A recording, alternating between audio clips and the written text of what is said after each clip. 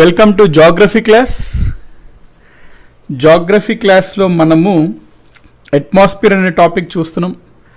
అట్మాస్ఫియర్లో భాగంగా అసలు మన భూమిపైన అట్మాస్ఫియర్ ఏ విధంగా ఏర్పడిందో చూసాము. దాని తర్వాత మనకి వాతావరణంలోని పొరలు, లేయర్స్ ఆఫ్ ద అట్మాస్ఫియర్ చూస్తూ వస్తున్నాం. అందులో భాగంగా భూమికి లోవర్ మోస్ట్ లేయర్ మనము ట్రోపోస్ఫియర్ అన్నాము. ట్రోపోస్ఫియర్ పైన ఉన్నటువంటి లేయర్ స్ట్రాటోస్ఫియర్. ట్రోపోస్ఫియర్కి స్ట్రాటోస్ఫియర్ని వేరు చేసే గీతనే మనము ట్రోపోపాజ్ అంటాము. స్ట్రాటోస్ఫియర్లో మళ్ళీ రెండు భాగాలు ఉంటాయి, అప్పర్ స్ట్రాటోస్ఫియర్, లోవర్ స్ట్రాటోస్ఫియర్ అని. సో అప్పర్ స్ట్రాటోస్ఫియర్కి లోవర్ స్ట్రాటోస్ఫియర్కి మధ్యలో మనకి ఓజోన్ పొర ఉంటుంది. ఓజోన్ పొరలో ట్రై అటామిక్ ఆక్సిజన్ మాలిక్యూల్స్ ఉంటుంది, అంటే O3 ఉంటుందన్నమాట. స్ట్రాటోస్ఫియర్ తర్వాత మనకి వచ్చే లేయర్ మీసోస్ఫియర్. సో మనం ఇవన్నీ చూస్తూ వస్తున్నాం, ఏ విధంగా మనం వాతావరణంని వేరు వేరు పొరలుగా విభజించాము అనేది మనం చూస్తూ వస్తున్నాం లాస్ట్ క్లాస్లో. సో ఈరోజు మనం లాస్ట్ క్లాస్ ఎక్కడైతే పాజ్ చేసామో అక్కడి నుంచి స్టార్ట్ చేద్దామండి, అక్కడి నుంచి కంటిన్యూ చేద్దాం. సో లాస్ట్ క్లాస్లో మనం చూసుకున్నట్లయితే మనం ఏమన్నాము, లోవర్ స్ట్రాటోస్ఫియర్ ఉంటుంది, అప్పర్ స్ట్రాటోస్ఫియర్ ఉంటుంది. ఆ రెండింటి పైన మనకి నెక్స్ట్ వచ్చే లేయరే మీసోస్ఫియర్ ఉంటుంది అని మనం అనుకున్నాం కదా. సో లెట్ us స్టార్ట్ మీసోస్ఫియర్ ఇప్పుడు. సో ఈరోజు మనం క్లాస్ మీసోస్ఫియర్తో స్టార్ట్ చేద్దాం. వన్స్ మనకి మీసోస్ఫియర్ అయిపోతే ఐనోస్ఫియర్ ఉంటుంది, ఐనోస్ఫియర్ అయిపోతే ఎగ్జోస్ఫియర్ ఉంటుంది. సో వీటి గురించి మనం ఫస్ట్ అయితే ఈరోజు చూసుకుందాం. Okay, so let us start with మీసోస్ఫియర్.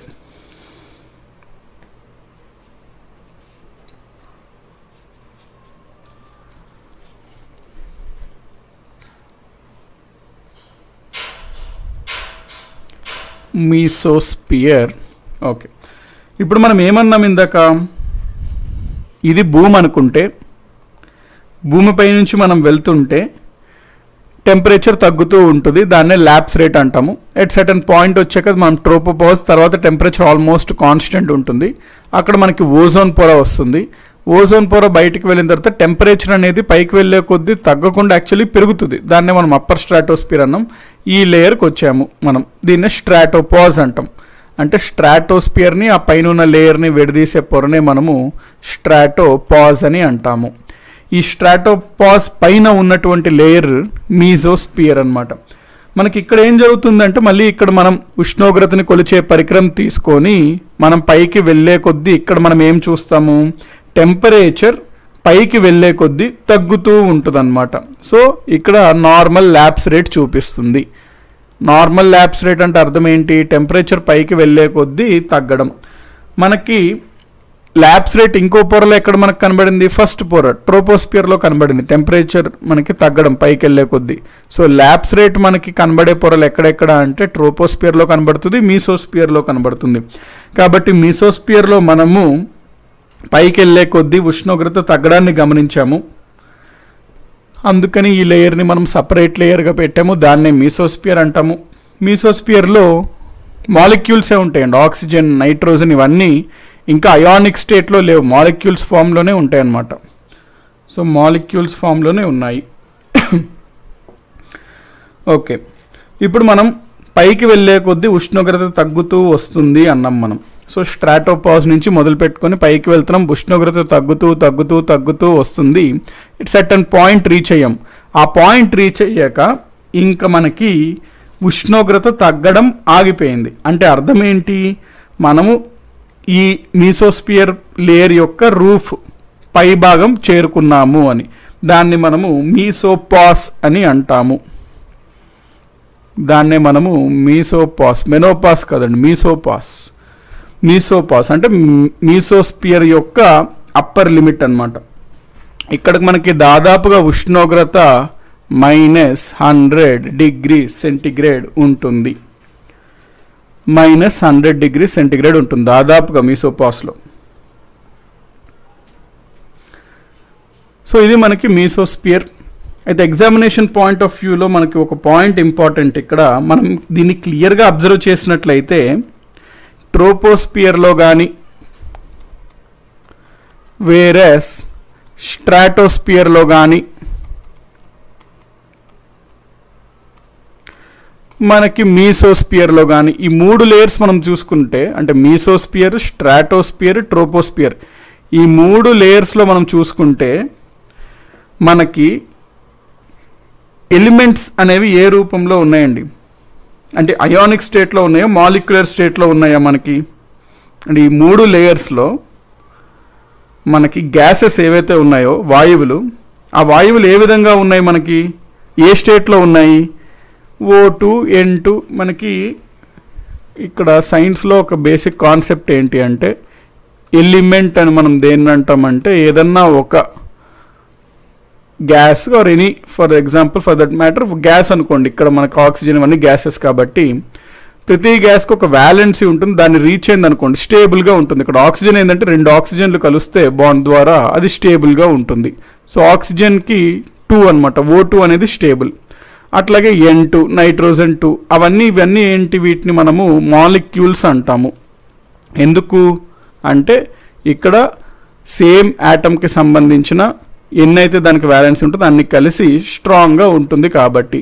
కొన్ని సందర్భాల్లో మనకి ఏంటంటే హైగా హీట్ ఇచ్చినా, లేకపోతే బాగా ప్రెషర్ మనం అప్లై చేసినా, ఫర్ అదర్ సిచ్యువేషన్స్ కూడా ఉంటాయి. అన్ని కారణాల చేత అప్పుడప్పుడు ఏమవుతుందంటే ఈ O2 ఫర్ ఎగ్జాంపుల్ ఏమవుతుంది? బ్రేక్ అవుతుంది అనమాట. అంటే ఒక O సింగిల్గా మనకు విడిపోతుంది, దీని వ్యాలెన్స్ O2-. అంటే వీటిని మనము రాడికల్ అంటాము, రాడికల్ ఎలిమెంట్స్ అంటాం. లేదా సింపుల్గా ఇవి ఏ స్టేట్లో ఉన్నాయి? ఎలిమెంటల్ స్టేట్లో లేవు ఇవి. ఏ స్టేట్లో ఉన్నాయి? అయానిక్ స్టేట్లో ఉన్నాయి. సో వాటినే మనము అయాన్స్ అని అంటాము. కాబట్టి మనకి ఇక్కడ చూసుకున్నట్లయితే గ్యాసెస్ అన్నీ ఏ రూపంలో మనము ఇక్కడ ఉన్నాయి అంటే, ఎస్, మాలిక్యులర్ అని ఆల్మోస్ట్ చాలామంది అంటున్నారు. గుడ్. మనకి మాలిక్యూల్స్ రూపంలో ఉన్నాయి ఇక్కడ వాయువులన్నీ, గ్యాసెస్ అన్నీ. నెంబర్ 1. నెంబర్ 2 ఏంటి?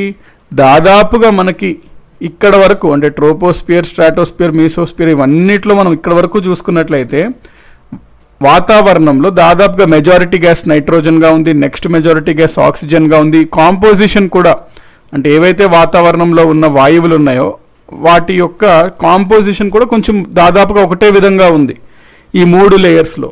సో ఈ 2 కారణాల చేత మనము కంప్లీట్గా ఈ 3 లేయర్లని కలిపి, అంటే మీసో, స్ట్రాటో, ట్రోపో, ఆ 3టిని కలిపి మనము ఒకటే విధంగా ఉన్నాయి కదండి. ఇక్కడ ఎలిమెంట్స్ అన్నీ మాలిక్యూల్స్లా ఉన్నాయి, ప్లస్ ఇక్కడ వాతావరణంలో వాయువుల యొక్క కాంపోజిషన్ కూడా ఒకటే విధంగా ఉంది. Same type of molecular state and composition of atmosphere ఉంది కాబట్టి 3 లేయర్స్ని మనం కలిపి హోమో అంటాం. ఎందుకంటే సేమ్ టైప్లో ఉన్నాయి కాబట్టి, ఇవి లేయర్స్ కాబట్టి హోమోస్పియర్ అని అంటాము. సో ఎగ్జామ్స్లో ఎప్పుడన్నా ఏమని అడుగుతాడు? హోమోస్పియర్ అంటే అర్థం ఏమిటి అంటే mesosphere plus stratosphere plus troposphere. So హోమోస్పియర్లో కానిది ఏది అని ఇస్తాడు, ఐనోస్పియర్ ఇస్తాడు ఆప్షన్. మనం అది టిక్ పెట్టాలి, ఎందుకంటే హోమోస్పియర్లో కేవలం ఈ 3 మాత్రమే ఉంటాయి. ఐనోస్పియర్ని మనం హోమోస్పియర్గా పరిగణించాం. మీసోస్పియర్, స్ట్రాటోస్పియర్, ట్రోపోస్పియర్ కలెక్టివ్లీ ఆ 3 కలిపి మనము హోమోస్పియర్ అంటాము. ఎందుకంటే హోమోస్పియర్లో దాదాపుగా ఒకటే రకమైన మనకి కాంపోజిషన్ మరియు స్టేట్ ఆఫ్ గ్యాసెస్ మాలిక్యులర్ స్టేట్లో ఉంటాయి. అవన్నీ చూస్తాం, సిమిలర్ చూస్తాం కాబట్టి హోమో. ఈ మీసోపాస్ పైన మరి ఏ విధంగా ఉంటాయి సార్? ఎలిమెంటల్గా ఉండవా గ్యాసెస్ అంటే? ఉండవండి. మరి ఏ రకంగా ఉంటాయి అంటే అయానిక్ స్టేట్లో ఉంటాయి, అయాన్స్గా ఉంటాయి అన్నమాట. ఎందుకు అనేవి మనం చూద్దాం.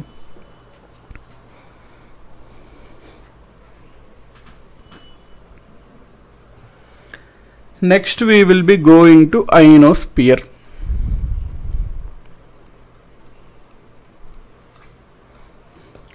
మనం మీసోపాస్కి చేరుకున్నాము. ఇక్కడ మీసోపాస్ కన్నా పైన ఉన్న లేయర్నే ఐనోస్పియర్ అంటామన్నమాట. ఈ ఐనోస్పియర్లో మెటీరియల్స్ అనేది పదార్థాలు అయానిక్ స్టేట్లో ఉంటాయి అని మనం అనుకున్నాం. ఈ ఐనోస్పియర్ అనేది ఒక హ్యూజ్ ఎలక్ట్రిక్ ఫీల్డ్ లాగా,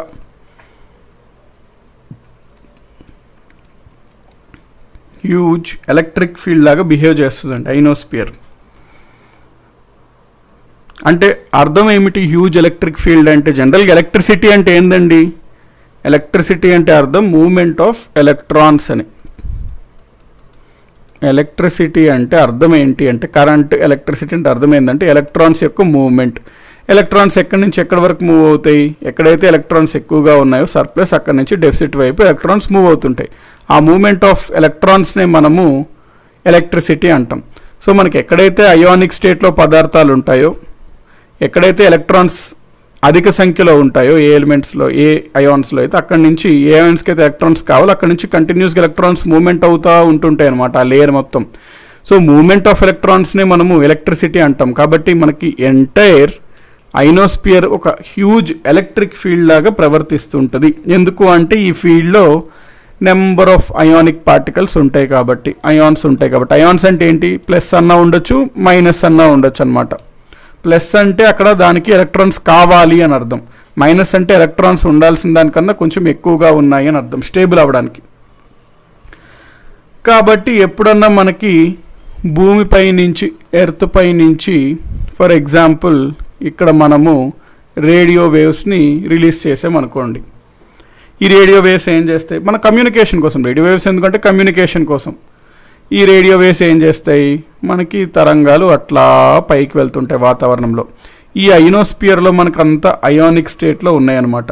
సో అయానిక్ స్టేట్లో ఉన్నాయి కాబట్టి ఈ వేవ్స్ని, ఎలక్ట్రోమాగ్నెటిక్ వేవ్స్ని, ఇది ఎలక్ట్రిసిటీ కదండి, ఈ వేవ్స్ మ్యాగ్నెటిక్ క్యారెక్టర్ ఉంటాయి కదా, ఎలక్ట్రిసిటీ మ్యాగ్నెటీ అట్రాక్ట్ అవుతాయి. సో ఈ ఎలక్ట్రోమాగ్నెటిక్ వేవ్స్ ఏంటంటే ఇది మొత్తం ఒక ఎలక్ట్రిక్ ఫీల్డ్లో బిహేవ్ చేస్తుంది కాబట్టి ఈ పదార్థాలు వీటిని అట్రాక్ట్ చేస్తాయి. ఈ వేవ్స్ని అట్రాక్ట్ చేసి ఏం చేస్తాయి, ఈ వేవ్స్ ఆ పదార్థాలని ఢీకొనిన తర్వాత, ఫర్ ఎగ్జాంపుల్ ఇది ఒక పదార్థం అనుకోండి, అక్కడ ఒక అయాన్ స్టేట్లో ఉన్న పదార్థం, ఈ వేవ్స్ వెళ్ళి ఏదో పదార్థాలు అట్లా కోట్ల పదార్థాలకు ఢీకొంటాయి. ఢీకొన్న తర్వాత ఏమవుతాయి, మళ్ళీ రిఫ్లెక్ట్ అవుతాయి. So back to the earth ఆ వేవ్స్ వస్తుంటాయి అనమాట. దీనివల్ల మనకి కమ్యూనికేషన్ అనేది పాసిబుల్ అవుతుంటుంది. కమ్యూనికేషన్ అనేది పాసిబుల్ అవుతుంది, radio waves communication. So ionosphere ఒక హ్యూజ్ ఎలక్ట్రిక్ ఫీల్డ్గా బిహేవ్ చేస్తుంది, ఎందుకంటే నెంబర్ ఆఫ్ అయాన్స్ అక్కడ ఉంటాయి కాబట్టి. మనం రేడియో వేవ్స్ రిలీజ్ చేసినప్పుడు ఆ రేడియో వేవ్స్ అయాన్స్పియర్లో ఏదో ఒక అయాన్స్కి ఢీకొని రిఫ్లెక్ట్ బ్యాక్ టు ఎర్త్ అవుతాయి, మళ్ళీ తిరిగి ఎర్త్ వైపు రిఫ్లెక్ట్ అవుతాయి. ఇది ఒక యూస్ అనమాట, ఐనోస్పియర్ యొక్క యూజ్ ఇది. నెక్స్ట్ మనకి సెకండ్ ఫినామినన్ ఉంటుంది ఐనోస్పియర్కి సంబంధించి, అది కూడా వెరీ ఇంపార్టెంట్. ఇక్కడ ఏం జరుగుతుందో చూడండి. ఇప్పుడు మనకి ఐనోస్పియర్ ఉంది, ఓకే. ఐనోస్పియర్లో మనం ఏంటంటే మనకి ఎర్త్కి మ్యాగ్నెటిక్ ఫీల్డ్ ఉంటుందండి. ఇది ఒక పాయింట్ నోట్ చేసుకున్నాం, అంటే ఈ యొక్క బ్యాక్గ్రౌండ్ అవసరం, అది అర్థం అవ్వాలంటే. ఎర్త్ ఉందనుకోండి, ఎర్త్కి ఒక మ్యాగ్నెటిక్ ఫీల్డ్ ఉంటుంది. ఆ మ్యాగ్నెటిక్ ఫీల్డ్ ఎట్లా ఉంటుందంటే ఎర్త్కి పోల్స్ రీజియన్ దగ్గర అవి మొదలై ఇంకొక పోల్ రీజియన్కి కలుస్తుంటాయి. సో ఎర్త్కి మ్యాగ్నెటిక్ ఫీల్డ్ అనేది మనకి ఈ రకంగా ఉంటుంటుందండి. సో ఇక్కడ మీరు చూసుకున్నట్లయితే ఎర్త్ మ్యాగ్నెటిక్ ఫీల్డ్లో పోల్స్ రీజియన్లో ఎర్త్ ఎట్లా ఉంటుందండి, షేప్ జియాడ్ షేప్లో ఉంటుంది. అంటే పోల్స్ దగ్గర ఏరియా చిన్నగా ఉంటుంది, అదే మనకి ఎక్స్టెండ్ అయ్యే ఏరియా చాలా పెద్దది అవుతుంది. సో మనకి ఇందులో క్లియర్గా ఒకసారి పరిశీలిస్తే డయాగ్రామ్ని పోలార్ రీజియన్స్లో చూసుకున్నట్లయితే, పోలార్ రీజియన్స్ అంటే కొంచెం మనకి చుట్టుపక్కల ఈ ప్రాంతాలు, ఇక్కడ చూసుకున్నట్లయితే ఈ పైన ఉన్న వాతావరణంలో, అంటే పైన ఉన్న ఆ వాతావరణం ఏరియాలో అధిక సంఖ్యలో ఆ మ్యాగ్నెటిక్ ఫీల్డ్, మ్యాగ్నెటిక్ లైన్స్ ఏవైతే ఉన్నాయో అవి కన్వర్జ్ అవుతున్నాయి. అంటే చాలా తక్కువ దూరంలో ఎక్కువ మ్యాగ్నెటిక్ లైన్స్ అనేవి ఉన్నాయి. అంటే అయస్కాంత సాంద్రత అంటాం కదా, మ్యాగ్నెటిక్ డెన్సిటీ, అది పోలార్ రీజియన్స్లో చాలా ఎక్కువగా ఉంటుంది. ఎందుకంటే అవి అక్కడే పుడతాయి, అక్కడి నుంచే ప్రవహిస్తుంటాయి కాబట్టి ఆ ప్రాంతంలో, ముఖ్యంగా చిన్న ప్రాంతం ఉంటుంది కాబట్టి ఆ ప్రాంతంలో మ్యాగ్నెటిక్ లైన్స్ ఆఫ్ ఫోర్సెస్ అనేవి చాలా అధిక సంఖ్యలో ఉంటాయి. ఆ ప్రాంతాల్లో అవి కలెక్ట్ అవుతుంటాయి. కలెక్ట్ అవ్వడం అంటే అక్కడి నుంచి స్టార్ట్ అవ్వడం, లేకపోతే అక్కడ ఎండ్ అవ్వడం, దానివల్ల ఎక్కువ సంఖ్యలో, తక్కువ ఏరియాలో ఎక్కువ సంఖ్యలో ఉంటాయండి మ్యాగ్నెటిక్ లైన్స్ ఆఫ్ ఫోర్స్ ఆ ప్రాంతంలో. సో మనకి ఆల్రెడీ తెలుసు ఏమిటి ఒక పాయింట్, ఈ మ్యాగ్నెటిక్ లైన్స్ ఏదైతే ఉన్నదో, magnetic lines are magnetic force attracts charged particles. Charged పార్టికల్స్ని మ్యాగ్నెటిక్ లైన్స్ అట్రాక్ట్ చేస్తాయని మనకు ఆల్రెడీ తెలుసు, పార్ట్ ఆఫ్ ఫిజిక్స్. సో మనకి చార్జ్డ్ పార్టికల్స్ అంటే ఏంటి? సింపుల్గా అయాన్స్ని మనం చార్జ్డ్ పార్టికల్స్ అంటాం, అంటే ప్లస్లు మైనస్లు ఉంటుంటాయి వాటికి. సో ఇవి ఒక ఛార్జ్తో కూడిన పార్టికల్స్. ఈ మ్యాగ్నెటిక్ లైన్స్ ఏం చేస్తుంటాయి? ఇక్కడికి వచ్చిన మ్యాగ్నెటిక్ లైన్స్ ఈ upper part of the atmosphere, అంటే వాతావరణంలోని కొంత పై భాగంలో, ఈ భాగంలో మనకి ఐనోస్పియర్ ఉంటుంది కదండి. ఆ ఐనోస్పియర్లో చార్జ్డ్ పార్టికల్స్ ఉంటాయి కదా. ఆ ఐనోస్పియర్లో ఆ చార్జ్డ్ పార్టికల్స్ ఉండడం వల్ల అక్కడ ఈ మ్యాగ్నెటిక్ లైన్స్ ఆఫ్ ఫోర్స్ కూడా పోలార్ రీజన్స్లో అధిక సంఖ్యలో ప్రవహించడం వల్ల ఇవి ఆ అయానిక్ పార్టికల్స్ని, అంటే అయాన్స్ని అట్రాక్ట్ చేస్తాయి అన్నమాట. ఆ అయాన్స్ని ఐనోస్పియర్లో, అంటే ముఖ్యంగా పోల్ రీజియన్లో ఉన్న ఐనోస్పియర్ పార్ట్ ఆఫ్ ద అట్మాస్ఫియర్లో ఈ మ్యాగ్నెటిక్ లైన్స్ ఆఫ్ ఫోర్స్ ఆ చార్జ్డ్ పార్టికల్స్ని అట్రాక్ట్ చేస్తాయి.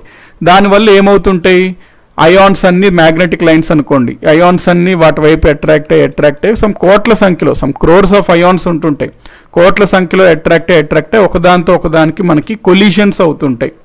So lot of ions gets attracted and collisions occurs between them. అంటే ఢీక్కుంటాయి ఒకదాంతో అయానిక్ పార్టికల్స్ కంటిన్యూస్గా కోట్ల సంఖ్యలో ఢీక్కుంటుంటాయి అన్నమాట. Collisions occurs between them. So చాలా అయానిక్ పార్టికల్స్ వచ్చి ఆ మ్యాగ్నెటిక్ లైన్స్ అట్రాక్ట్ చేయడం వల్ల ఆ ప్రాంతానికి వచ్చి ఒకదానితో ఒకదానికి కంటిన్యూస్గా నిరంతరం కోట్ల సంఖ్యలో ఢీక్కుంటుంటాయి, కొలిషన్స్ అవుతుంటాయి. మిలియన్స్ ఆఫ్ కొలిషన్స్ అవుతుంటాయి అండి. అక్కడ సమ్ లక్షల సంఖ్యలో ఆ కొలిషన్స్ జరుగుతుంటాయి అన్నమాట కంటిన్యూస్గా. ఎప్పుడన్నా మనకి ఈ కొలిషన్స్ జరుగుతున్నప్పుడు, ఏం రిలీజ్ అవుతుందండి? ఎప్పుడన్నా ఈ అయాన్స్ మధ్యలో, for that matter any collisions జరిగినప్పుడు మనకి రిలీజ్ అయ్యేది ఏంటి అంటే ఆ కొలిషన్స్ నుంచి ఎనర్జీ రిలీజ్ అవుతుంది. ఎప్పుడన్నా ఏ కొలిషన్ అన్నా జరిగినప్పుడు ఎనర్జీ రిలీజ్ అవుతుంది. ఈ అయోనోస్పియర్లో ఈ magnetic lines of force attract చేయడం వల్ల అయాన్స్ ఒకదాని దగ్గరికి అట్రాక్ట్ అవ్వడం వల్ల, ఢీ కొనడం వల్ల జరిగిన కొలిషన్స్లో కూడా ఎనర్జీ రిలీజ్ అవుతుంది. ఈ ఎనర్జీనే అక్కడ లైట్ రూపంలో, ఎనర్జీ రకరకాల ఫామ్లో రిలీజ్ అవుతుంటుందండి. కొన్ని దగ్గర హీట్ లాగా రిలీజ్ అవుతుంది, కొన్ని దగ్గర లైట్ లాగా రిలీజ్ అవుతుంది, కొన్ని దగ్గర సౌండ్ లాగా రిలీజ్ అవుతుంది, డిఫరెంట్. సో మనకి అయోనోస్పియర్లో ఈ ప్రాంతంలో ఈ కొలిషన్స్ వల్ల విడుదలైన శక్తి లైట్ రూపంలో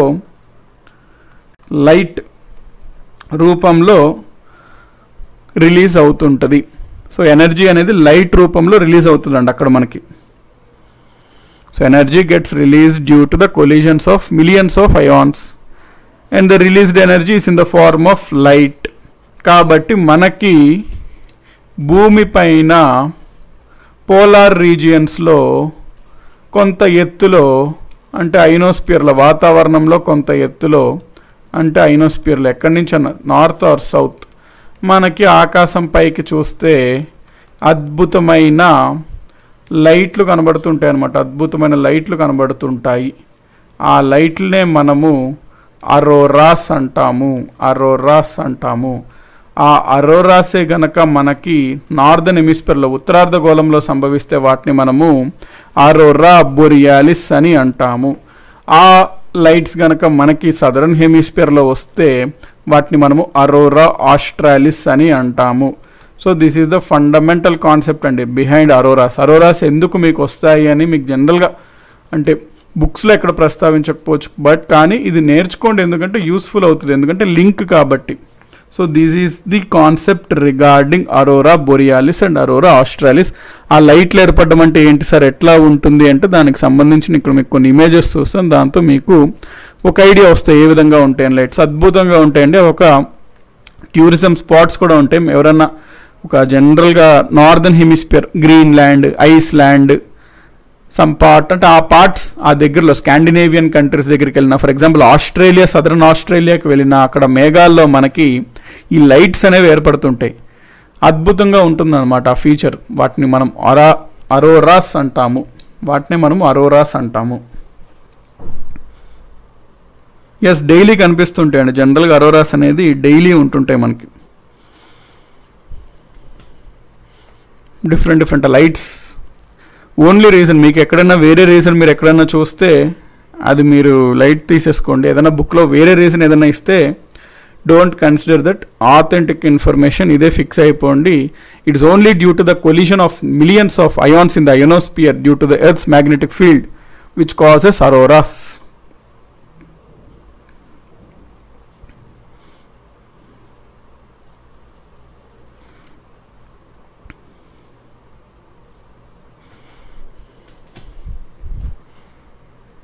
ఇవన్నీ అరోరాస్ అండి.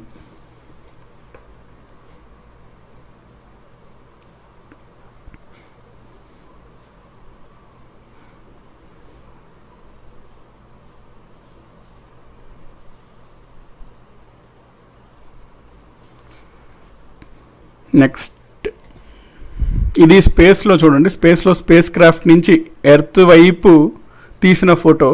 ఎర్త్ ఇక్కడ ఉంది. ఎర్త్ పైన చూడండి ఎట్ సర్టన్ హైట్ అనమాట.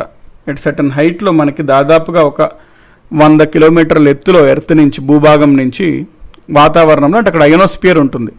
అక్కడ మనకి నెంబర్ ఆఫ్ కొలిషన్స్ జరగడం వల్ల we are able to see those lights అనమాట. సో అక్కడ బేసిక్గా energy is getting release in the form of light.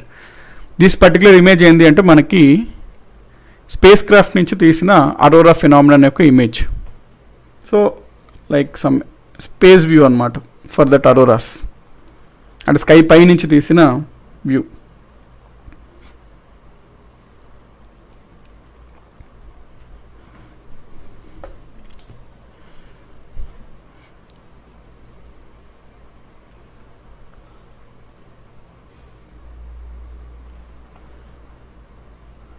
Solar winds అన్నారు సాయిబాబా గారు. అదేనండి, సోలార్ విండ్స్ అని నేను అక్కడ ఎందుకు అన్నానంటే యూనివర్స్ టాపిక్లో నేను మీకు ఎక్స్ప్లెయిన్ చేస్తాను. ఇండైరెక్ట్లీ సోలార్ విండ్స్ దీనికి కారణం ఎందుకు అనే point like I will be dealing. అంటే అయోనోస్పియర్లో అయోనిక్ స్టేట్లో ఎందుకు ఉంటుంది మ్యాటర్ అని ఇప్పుడు నేను చెప్పబోతున్నా. That is due to solar winds. So indirectly ఇవి సోలార్ విండ్స్ వల్లే వస్తాయి. అంటే సోలార్ విండ్స్ డైరెక్ట్ రీజన్ కాదండి, ఇది ఇండైరెక్ట్ రీజన్. అది ఎందుకో నేను ఇప్పుడు చెప్తా. ఎందుకంటే అయోనోస్పియర్లో మనం చూసినప్పుడు ఆ పాయింట్ చూసుకోవాలి. అక్కడ ఏంటంటే మనకి మ్యాగ్నెటిక్ లైన్స్ యూనివర్స్ టాపిక్ చదివినప్పుడు మనం అక్కడ యూనివర్స్ లాగా చదువుతాం, అంటే సన్ కారణం వల్ల ఇవైతే అని చదువుతాం. అక్కడ మళ్ళీ అయోనోస్పియర్ అవన్నీ అంటే కన్ఫ్యూజన్ వస్తుంది. కాబట్టి there we will be telling about solar winds. Okay, so ఇప్పుడు అసలు ఫండమెంటల్ డౌట్ ఏంటంటే అసలు అయోనోస్పియర్లో మ్యాటర్ ఎలిమెంట్స్ అనేది అయాన్స్ లాగా ఎందుకు ఉంటాయి sir? Why do gases exist in ionic state in ionosphere అంటే మనకి సన్ ఉంటాడండి, సూర్యుడు. సూర్యుడి నుంచి మనకి సోలార్ పార్టికల్స్ అనేది చాలా స్పీడ్తో, వేగంతో అన్ని డైరెక్షన్స్లో ప్రవహిస్తూ ఉంటుంటుంది. ఈ సోలార్ పార్టికల్స్ అనేవి చాలా స్ట్రాంగ్గా ఉంటాయి, అంటే హై ఎనర్జీతో కూడి ఉంటాయి. ఇది మన ఎర్త్ దగ్గరికి వచ్చినప్పుడు మన ఎర్త్ వాతావరణంలోని బయట ఉన్న పొర ఏంటి? అయోనోస్పియర్. ఆ అయోనోస్పియర్లో ఎలిమెంట్స్ని ఇవి తాకి ఆ ఎలిమెంట్స్ మనం అనుకున్నాం ఒక స్టేబుల్గా ఉన్న యాటమ్కి హై ఎనర్జీ కానీ హై కొలిషన్ కానీ అట్లా ఇస్తే మనం ఇవి అయాన్స్ లాగా విడిపోతాయని చెప్పి. సో సోలార్ విండ్స్ అంటాం వీటినే మనము. ఆ సోలార్ విండ్స్ వల్ల మనకి ఎలిమెంట్స్ అనేవి అయానిక్ స్టేట్లో అయిపోతుంటాయి. అందుకని మనకి అయోనోస్పియర్లో అయానిక్ స్టేట్లో ఉంటాయి ఎలిమెంట్స్. ఈ అయానిక్ స్టేట్లో ఉండడం వల్లనే కదండి మ్యాగ్నెటిక్ ఫీల్డ్ వల్ల అట్రాక్ట్ అవుతున్నాయి. సో మ్యాగ్నెటిక్ ఫీల్డ్ అట్రాక్ట్ అవి వీటి మధ్యన కొలిషన్స్ వల్లే కదా అరోరాస్ వస్తున్నాయి. కాబట్టి అక్కడ నేను యూనివర్స్ టాపిక్లో అయోనోస్పియర్ ఇవన్నీ మ్యాగ్నెటిక్ ఫీల్డ్ అంటే మనకు అక్కడ కన్ఫ్యూజింగ్ ఉంటుంది. కాబట్టి ఇండైరెక్ట్ రీజన్ చెప్పుకుంటాం అక్కడ, ఎందుకంటే యూనివర్స్ పాయింట్ ఆఫ్ వ్యూలో అంటే సోలార్ విండ్స్ వల్ల మనకి ఏమొస్తాయి? అరోరాస్ వస్తాయి అని మనం చెప్పుకున్నాం. బట్ ఇప్పుడు మనం ఎర్త్ గురించి చూస్తున్నాం కాబట్టి ఇన్డెప్త్గా వెళ్ళొచ్చు. ఇంకొక 3-4 అడుగులు ముందుకు వేసుకొని చెప్పుకుంటాం మ్యాగ్నెటిక్ ఫీల్డ్. అంటే మనం చదివే ఎగ్జామ్, మనం చూసే టాపిక్ దాన్ని బట్టి మనకి ఏ రకమైన అవసరమో ఆ రకంగా మనం వెళ్తుంటామండి. So indirect reason solar winds, direct reason ఏంటంటే magnetic lines of forces అయోనోస్పియర్.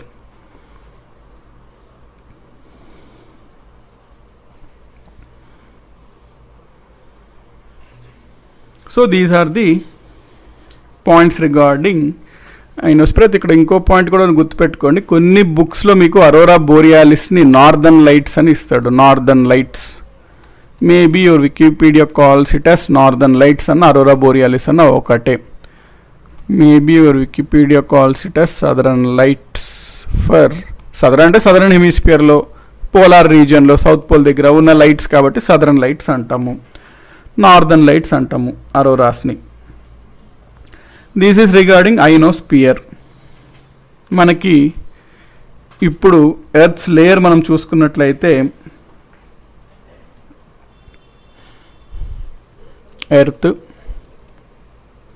Earth పైన ఉన్నది ట్రోపోస్పియర్, లోవర్ స్ట్రాటోస్పియర్,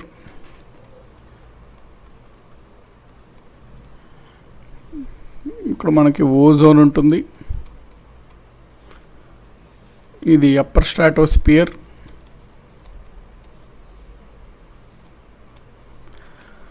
ఈ పైన మనకి మీసోస్పియర్, ఈ పైన మనకి ఐనోస్పియర్. ఈ ఐనోస్పియర్ దాటి మొత్తం స్పేస్లో కలిసిపోద్దండి, దాదాపుగా స్పేసే ఉంటుంది ఇంక ఇదంతా. సో దాన్నే మనము ఎక్సోస్పియర్ అంటాం. ఎక్సో అంటే అవుట్ సైడ్ ది ఎర్త్ అనమాట. సో ఎగ్జోస్పియర్ అని మనం చెప్పుకుంటాం. కొన్ని బుక్స్లో ఎగ్జోస్పియర్ ఇవ్వడు కూడా, ఎందుకంటే అదంతా స్పేస్. బట్ దానికి ఒక లేయర్ ఇస్తే బెటర్ కాబట్టి out side the earth. So exosphere అని అంటాము. ట్రోపోస్పియర్ రఫ్గా మనకి 10 కిలోమీటర్ల వరకు ఉంటుంది. మనకి ఓజోన్ అనేది ఒక 15 నుంచి మొత్తం కలుపుతండి, మొత్తం అండి ఇది ఒక 25 కిలోమీటర్ల ఎత్తులో ఓజోన్ ఉంటుంది. మనకి స్ట్రాటోపాస్ చూసుకున్నట్లయితే దాదాపు ఇట్లా వేసుకుంటే బెటర్. మనకి హైట్ 0, ఇది ఒక 15, ఇది ఒక 25 ఓజోన్. ఈ స్ట్రాటోపాస్ వచ్చేసరికి మనకు దాదాపుగా 50, మీజోపాస్ వచ్చేసరికి 80, ఐనోస్పియర్ దాదాపుగా 80 to 500 కిలోమీటర్స్ ఐనోస్పియర్ ఉంటుంది. 500 కిలోమీటర్స్ దాటితే మనకంతా స్పేస్, ఇంకా ఎగ్జోస్పియర్. ఇది complete information regarding layers of the earth's atmosphere. Okay, so దీంతో మనమైతే ఎర్త్స్ అట్మాస్ఫియర్ కంప్లీట్ చేసాము. Next heat budget of the earth.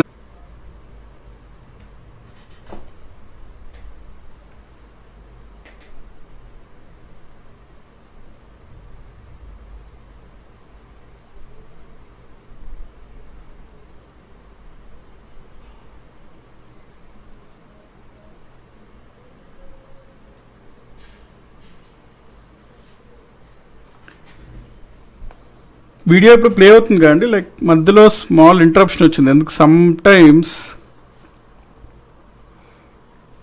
ఇప్పుడు వీడియో క్లియర్ అండి, ఎవ్రీథింగ్. మనకు అది అప్పుడప్పుడు ఎందుకు అవుతుంటుందో తెలియదు. Maybe all of a sudden అది అక్కడ సమ్వేర్ యూట్యూబ్ నుంచి అండి, లైవ్ క్లాసెస్లో సమ్ టెక్నికల్ ఇది ఉంటుంది. పవర్ కట్ అట్లాగేం లేదండి ఇప్పుడు. ఓకేనా? Yeah, okay. సో నెక్స్ట్ మనం చూడాల్సిన టాపిక్ ఏంటి అంటే heat budget of the earth.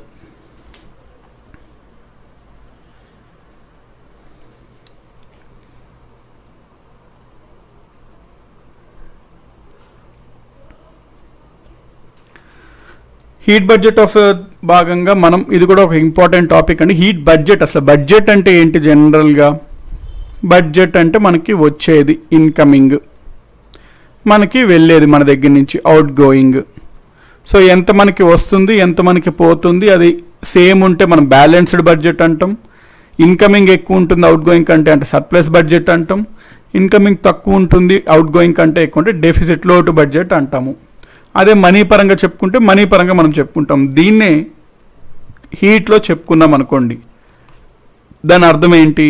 భూమికి ఆఫ్ ద ఎర్త్ కదా, భూమికి ఎంత హీట్ వస్తుంది, భూమికి ఎంత హీట్ భూమి నుంచి వెళ్ళిపోతుంది, దాని గురించి తెలిపే chapter heat budget of the earth. అసలు భూమికి హీట్ ఎక్కడి నుంచి వస్తుంది? ఆబ్వియస్లీ సన్ నుంచి వస్తుంది. సో సన్ నుంచి హీట్ అయితే వస్తుంది, భూమిపైకి ఎంత పడుతుంది, భూమి నుంచి ఎంత పోతుంది అనే టాపిక్ని మనం ఇప్పుడు చూడబోతున్నాము.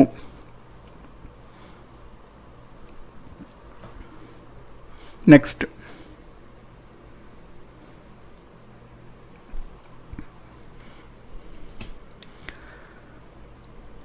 హీట్ బడ్జెట్నే మనము రేడియేషన్ బడ్జెట్ అని కూడా అంటాము.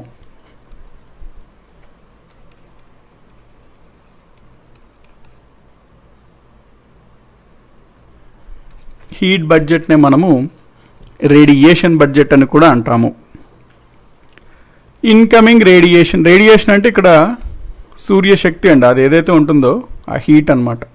సో ఇన్కమింగ్ రేడియేషన్ అంటే భూమిపైకి వచ్చే రేడియేషన్. సూర్యుడి నుంచి, మరియు ఆ డిఫరెన్స్ అవుట్ గోయింగ్ రేడియేషన్ అంటే భూమి మీదకి వచ్చే రేడియేషన్కి వెళ్ళిపోయే రేడియేషన్కి మధ్యన డిఫరెన్సెస్సే మనము డిఫరెన్స్ని నెట్ రేడియేషన్ అంటాము. ఆ నెట్ రేడియేషన్ పాజిటివ్ ఉంటే surplus budget, equal zero net radiation zero ఉంటే balanced budget, net radiation negative ఉంటే డెఫిసిట్ బడ్జెట్, అట్లా చెప్పుకుంటాం. సో ఈ టాపిక్లో మనం భూమికి సోలార్ ఎనర్జీ, అసలు సూర్యుడి నుంచి ఆ ఎనర్జీ ఏ రకంగా వస్తుంది, ఎంత వస్తుంది, ఏ రకంగా పోతుంది, ఎంత పోతుంది అనే టాపిక్స్ మనం చూద్దాము. సన్ ఉన్నాడు,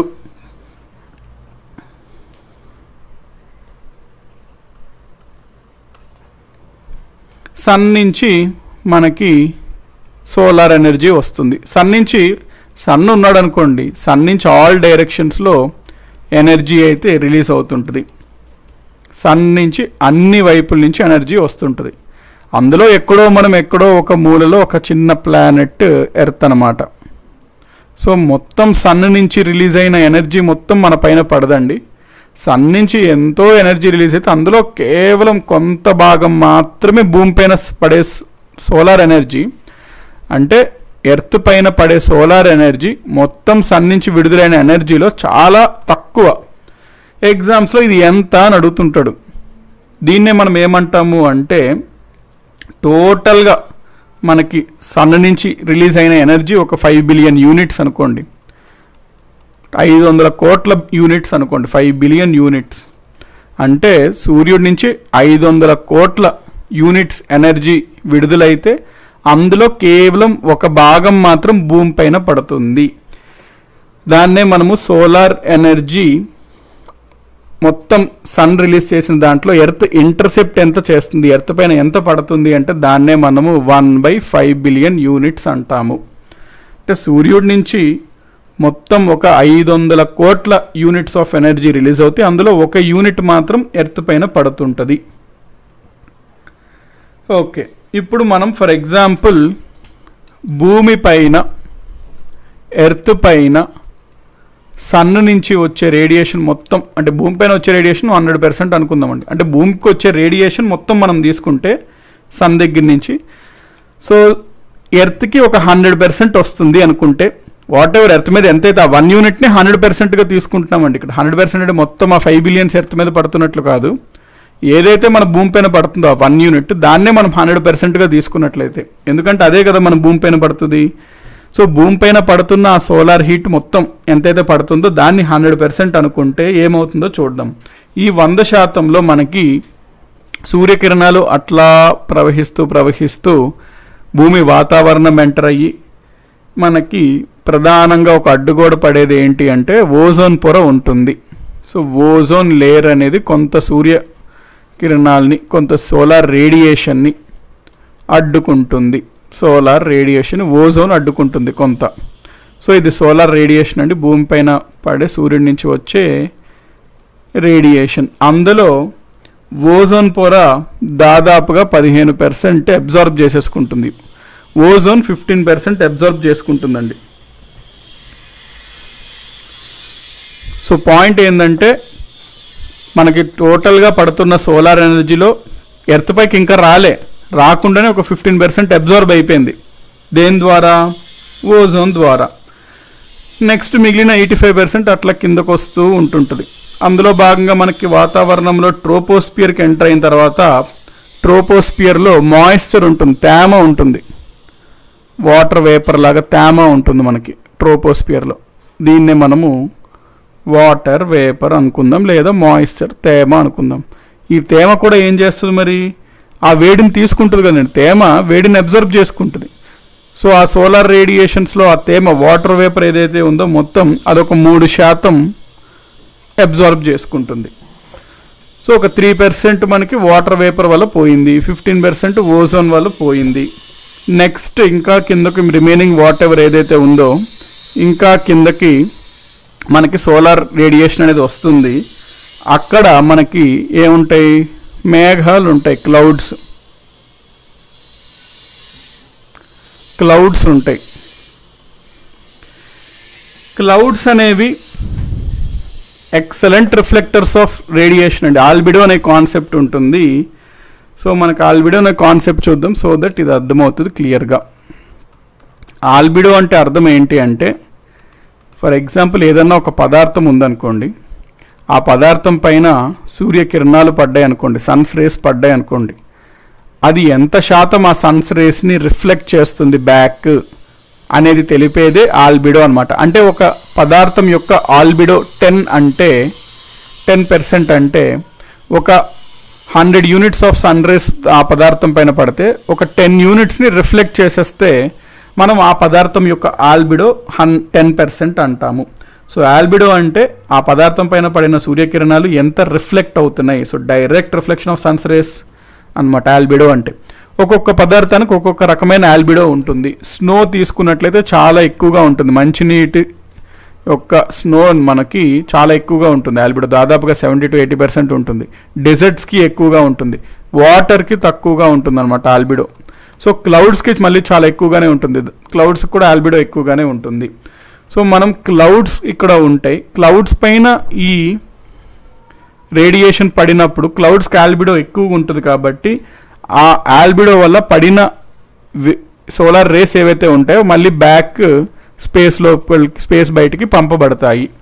సో ఈ విధంగా పడిన సోలార్ రేడియేషన్లో దాదాపుగా ఒక 27% సన్ రేస్ని మళ్ళీ మేఘాలు స్పేస్ లోపలికి బయటికి పంపించేస్తాయి, ఎందుకంటే క్లౌడ్స్కి చాలా ఎక్కువ ఆల్బిడో ఉంటుంది కాబట్టి. సో 27% మనకి క్లౌడ్స్ ఆల్బిడో వల్ల పోయింది, 3% వాటర్ వేపర్ వల్ల పోయింది, ఓజోన్ వల్ల దాదాపు ఒక 15% అయితే పోయింది. ఇప్పుడు మనకి ఇంకొంచెం మిగిలినది కిందకు వస్తుంది, ఇంకా రిమైనింగ్ ఏదైతే ఉందో అది కిందకు వచ్చింది రేడియేషన్. ఇక్కడ మన కిందకి ఏముంటాయి, చాలా మాలిక్యూల్స్, గ్యాస్ మాలిక్యూల్స్ ఉంటాయి, oxygen molecule, nitrogen molecule, dust, pollen grains, carbon dioxide gases, dust, pollen grains, చాలా పదార్థాలు ఉంటుంటాయి వాతావరణంలో. సో ఒక పదార్థం పైన సోలార్ రేడియేషన్ పడినప్పుడు అది ఏం చేస్తుంటుంది, మనకి అన్ని దిశల్లో అది రిఫ్లెక్ట్ చేస్తుంది అన్నమాట. సో ఒక పదార్థం పైన సోలార్ రేస్, సోలార్ రేడియేషన్ పడినప్పుడు ఈ పదార్థం ఏం చేస్తుంది, కొంత తీసుకొని అన్ని దిశల్లో వాటిని రిఫ్లెక్ట్ చేస్తుంటుంది. ఈ గ్యాస్ మాలిక్యూల్స్ ఏవైతే ఉన్నాయో రిఫ్లెక్ట్ చేస్తుంది, ఇది సోలార్ రేడియేషన్. ఈ ఫినామినన్ ఏమంటారండి, ఫిజిక్స్లో బేసిక్ కాన్సెప్ట్. సోలార్ రేడియేషన్ ఒక పదార్థం పైకి పడినప్పుడు ఆ పదార్థం అన్ని దిశలలో దాన్ని రిఫ్లెక్ట్ చేస్తుంది, దీన్నే మనము స్కాటరింగ్ అంటాము.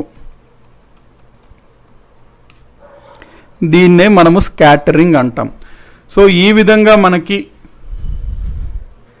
ఈ సూర్యుడి నుంచి వస్తున్న సూర్యకిరణాలు ఈ పదార్థాల మీద పడడం వల్ల ఈ పదార్థం ఏం చేస్తుంది, అన్ని దిశలలో మనకి స్కాటరింగ్ గురి చేస్తుంది. అందులో కొంత స్కాటరింగ్ వల్ల భూమిపైకి వస్తుంది, కొంత స్కాటరింగ్ వల్ల స్పేస్లోకి వెళ్ళిపోతుంది, అంతే కదండి. అన్ని దిశలలో ఇది స్కాటరింగ్ చేసినప్పుడు కొంత ఏమో భూభాగానికి వస్తాయి ఆ స్కాటరింగ్ వల్ల, కొంత ఏమో స్పేస్లోకి వెళ్ళిపోతాయి. సో ఈ విధంగా మనకి సూర్యకిరణాలు వాతావరణంలో ఉన్న పదార్థాల పైన పడినప్పుడు ఆ వాతావరణంలోని పదార్థాలు స్కాటరింగ్ చేయడం వల్ల కొంత భాగం మాత్రం భూమిపైకి రాకుండా స్పేస్లోకి వెళ్ళిపోతాయి. దాన్ని మనము స్కాటరింగ్ వల్ల ఎంత సూర్యకిరణాలు మనకి భూమికి రీచ్ అవ్వట్లేదు అంటే 5% అని మనం చెప్పుకుంటాము. అంటే దీని అర్థం ఏంటంటేనండి, సూర్యకిరణాలు పడుతున్నప్పుడు ఇక్కడ ఉన్న పదార్థాల వాయువులు, దుమ్ము, ధూళి పైన అవి స్కాటరింగ్కి గురి చేస్తాయి. ఆ స్కాటరింగ్ అవ్వడం వల్ల మనకి కొంత భాగం అయితే స్పేస్ లోపలికి వెళ్ళిపోతాయి, స్పేస్ బయటికి వెళ్ళిపోతాయి. సో దాదాపుగా మనకు ఒక 5% ఆఫ్ సన్స్ రేస్ ఏంటంటే స్పేస్ బయటికి ఎస్కేప్ అయిపోతుంటాయి. సో 5% స్కాటరింగ్ వల్ల మనకి సన్స్ రేస్ ఏవైతే పడుతున్నాయి ఎనర్జీ అది కోల్పోతాం ఆటోమేటిక్ భూమికి రీచ్ అవ్వకుండానే. కాబట్టి ఆ రిమైనింగ్ ఏదైతే ఉంటుందో సన్స్ రేస్ అది మాత్రమే భూమికి రీచ్ అవుతుంది.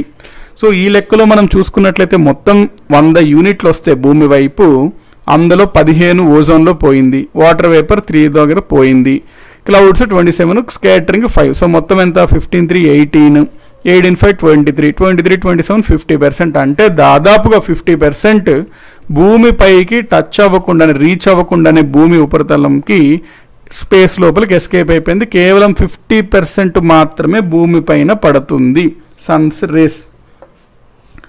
సో ఆ పాయింట్ నోట్ చేసుకోండి. కేవలం మనకి భూమి పైన పడే రేడియేషన్ సన్ నుంచి ఎంత అంటే 50% మాత్రమే.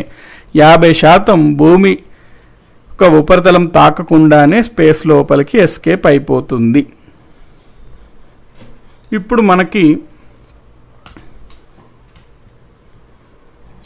భూమి పైన పడింది, అది ఎంతైతే పడిందో ఎంతో కొంత పడింది రేడియేషన్. సో సన్ పైన సన్స్ రేస్ పడింది. అయితే భూమికి కూడా ఆల్బిడో ఉంటుంది కదండి, మరి భూమి ఒక పదార్థమే కదా, భూమికి కూడా ఆల్బిడో ఉంటుంది కదా. సో భూమికి ఆల్బిడో ఉంటుంది కాబట్టి పడిన సోలార్ రేడియేషన్లో కాస్త రేడియేషన్ అనేది మళ్ళీ భూమి రిఫ్లెక్ట్ చేసేస్తుంది బ్యాక్కి. ఇది సూర్యుడి నుంచి వచ్చిన కాంతి, మళ్ళీ భూమి రిఫ్లెక్ట్ చేసిన కాంతి. సో మనకి కొంత కాస్త అయితే రేడియేషన్ రిఫ్లెక్ట్ అయిపోతుంది భూమి యొక్క ఆల్బిడో వల్ల. నెక్స్ట్ మిగిలిన రేడియేషన్ అంటే ఒక 50 యూనిట్లు పడుతున్నాయి, భూమికి ఉన్న ఒక ఆల్బిడో ఒక 20 ఎంతో రిఫ్లెక్ట్ అయిపోతుంది, ఒక 30 యూనిట్లు మిగిలినాయి, అది భూమి అబ్జార్బ్ చేసుకుంటుంది అనమాట. భూమి వాటిని పీల్చుకుంటుంది ఆ 30 యూనిట్స్ని.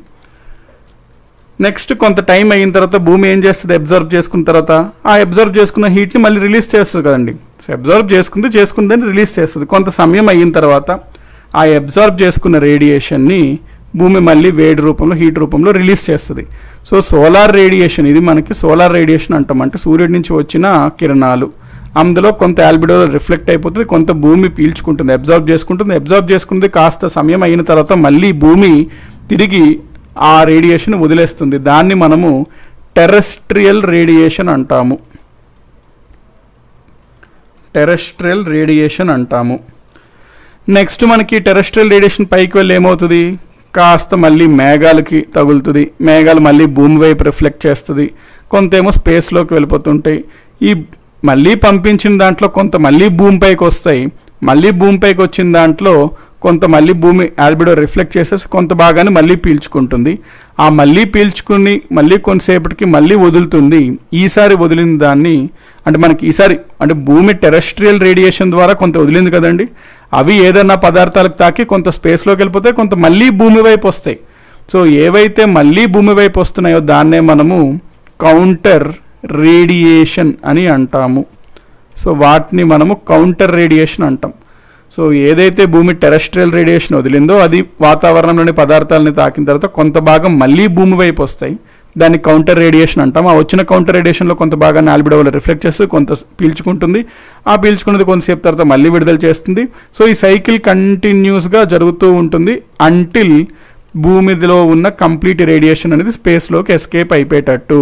కాబట్టి ఎర్త్ యాజ్ ఏ హోల్ చూసుకున్నట్లయితే వచ్చేది మొత్తం కాస్త టైంకి స్పేస్ లోపలికి ఎస్కేప్ అయిపోతుంది. అందుకనే మనము ఎర్త్ యొక్క హీట్ బడ్జెట్ బ్యాలెన్స్డ్ అని అంటున్నాము. ఎందుకు, incoming is equal to out going కాబట్టి. నెక్స్ట్ నెట్ రేడియేషన్ ఎంత అవుతుంది, హీట్ బడ్జెట్ బ్యాలెన్స్డ్ కాబట్టి ఎర్త్ది నెట్ రేడియేషన్ ఎంత అవుతుంది, 0 అవుతుంది. సో ఇది ఎర్త్ యొక్క ఫ్యాక్ట్స్. ఇది మనం ఎట్లాగా ప్రూవ్ చేయాలి, ఒకవేళ గనక మనకి ఎర్త్ యొక్క యావరేజ్ టెంపరేచర్ మనం గనక క్యాలిక్యులేట్ చేసామనుకోండి, ఎర్త్ మొత్తం మీద 13.7 డిగ్రీ సెంటిగ్రేడ్ ఉంటుంది. ఒకవేళ గనక మనకి హీట్ బడ్జెట్ పాజిటివ్ అనుకోండి, అంటే మనకి వచ్చే ఎనర్జీ ఎక్కువ, రిలీజ్ అయ్యే ఎనర్జీ కంటే అప్పుడు యావరేజ్ టెంపరేచర్ పెరుగుతూ ఉండాలి, ప్లస్ అవుతూ ఉండాలి, కానీ అట్లా అవ్వట్లే. ఒకవేళ హీట్ బడ్జెట్ అనేది మనకి తక్కువ మైనస్ అనుకోండి, మన టెంపరేచర్ అనేది తగ్గుతూ ఉండాలి, అది జరగట్లేదు, యావరేజ్గా ఈ టెంపరేచర్ ఫిక్స్డ్గా ఉంటుంది. అంటే దాని అర్థం proof of balanced heat budget of the earth. So this is the proof of balanced heat budget of the earth అనమాట.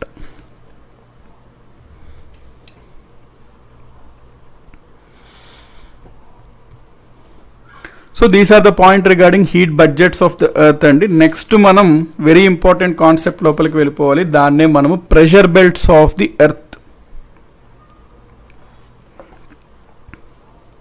Pressure belts of the earth అనే టాపిక్కి మనం వెళ్ళిపోవాలి. దిస్ ఈజ్ వెరీ ఇంపార్టెంట్ అండి, చాలా కాన్సెప్చువల్గా ఉంటుంది. ఇది అర్థమవుతేనే మనకి డిజర్ట్స్ ఎందుకు సబ్ ట్రాపికల్ రీజన్స్లోనే ఏర్పడితే తెలుస్తుంది, మనకి సైక్లోన్స్ ఎందుకు వస్తే అవుతుంటే తెలుస్తుంది, నెంబర్ ఆఫ్ ఫినామినన్స్, మనకి మాన్సూన్స్ ఎట్లా వస్తాయి, ఇప్పుడు మనకి రాబోతుంది మాన్సూన్స్, ఋతుపవనాలు ఏ విధంగా వస్తాయి, మాన్సూన్స్ ఎట్లా వస్తాయి, అవన్నీ కాన్సెప్ట్స్కి లింక్ అయిన బ్యాక్గ్రౌండ్ అండర్ గ్రౌండ్ కోర్ కాన్సెప్టే ప్రెషర్ బెల్ట్స్ అండి.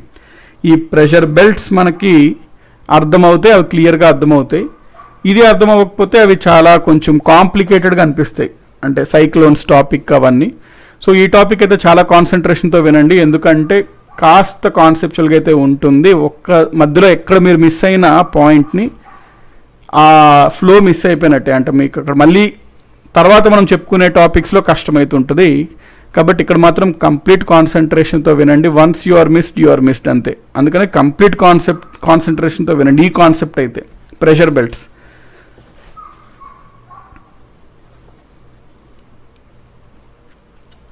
సో నెక్స్ట్ మనం చూడబోయే topic pressure belts on the earth.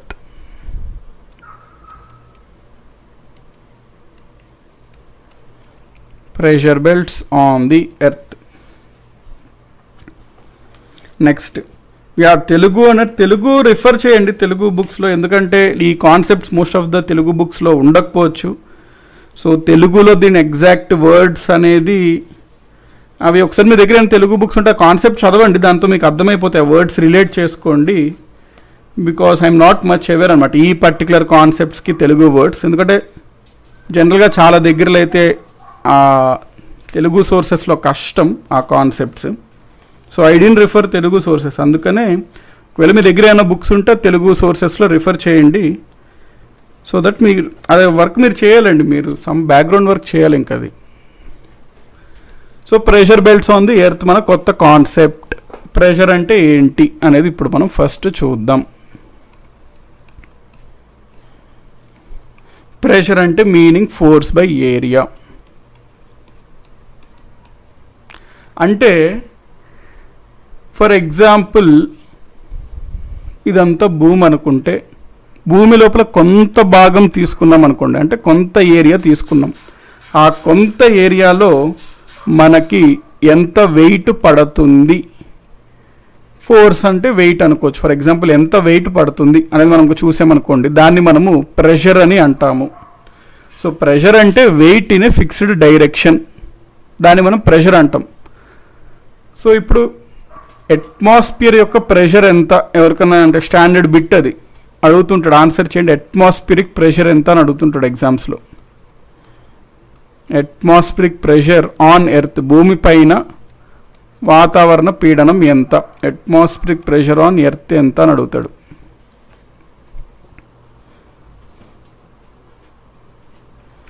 So answer చేయండి ఎవరైనా అట్మాస్ఫిరిక్ ప్రెషర్ ఆన్ ఎర్త్ ఎంత అని అడుగుతుంటాడు ఎగ్జామ్స్లో, స్టాండర్డ్ బిట్ అది కూడా.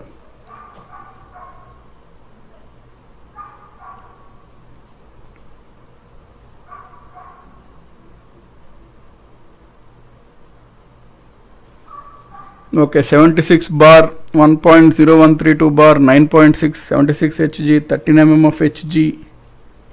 ఓకే, ఎప్పుడైనా ఆలోచించారనంటే డిఫరెంట్ ఆప్షన్స్ ఇస్తున్నారు కొంతమంది, లైక్ అంటే ఎప్పుడైనా ఆలోచించారు అసలు ఏంటది. For example whatever you are saying, కొంతమంది 76 mm అంటున్నారు, 101 kPa అంటున్నారు. సో డిఫరెంట్ ఆప్షన్స్, అసలు ఏంటది అనే పాయింట్ మనం ఎప్పుడన్నా చూసినట్లయితే జనరల్గా ఫర్ ఎగ్జాంపుల్ ఇది భూమి అనుకోండి,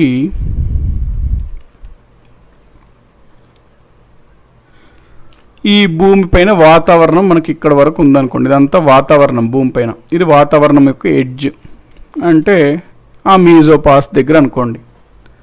అక్కడి నుంచి మనము ఒక క్రాస్ సెక్షనల్ ఏరియా తీసుకున్నాం, అంటే 1 ఇంచ్ 1 స్క్వేర్ ఇంచ్ ఉన్న గొట్టం తీసుకున్నాం, అంటే 1 స్క్వేర్ ఇంచ్ ఏరియా ఉన్నటువంటి క్రాస్ సెక్షనల్ ఏరియా ఉన్నటువంటి ఒక గొట్టం తీసుకున్నాం అనుకోండి. మనం దాన్ని ఇంగ్లీష్లో కాలం అంటాం, తెలుగులో గొట్టం అనుకోండి. సో 1 స్క్వేర్ ఇంచ్ ఉన్న కాలం మనం తీసుకున్నాము. ఎక్కడి నుంచి ఎక్కడి వరకు ఆ గొట్టం, ఎర్త్ యొక్క అట్మాస్ఫియర్ ఎండింగ్ నుంచి ఎర్త్ పైన వరకు. ఎర్త్ పైన, ఎర్త్ అట్మాస్ఫియర్ అంటే దాదాపుగా మీసోస్పియర్ ఎండింగ్ నుంచి, మీసోపాజ్ నుంచి, ఐనోస్పియర్, మనకు ఐనోస్పియర్ ఆ ఎండింగ్ నుంచి ఎర్త్ మీదకి అంత పొడవుగా ఉండే ఒక గొట్టం తీసుకున్నాం. ఆ గొట్టం యొక్క క్రాస్ సెక్షనల్ ఏరియా అంటే గొట్టం ఏరియా ఎంత 1 స్క్వేర్ ఇంచ్. సో అది మీకు డయాగ్రమాటిక్గా కూడా మనకి యాక్చువల్లీ ఉండాలి, అక్కడ చూస్తే క్లారిటీ వస్తుంది.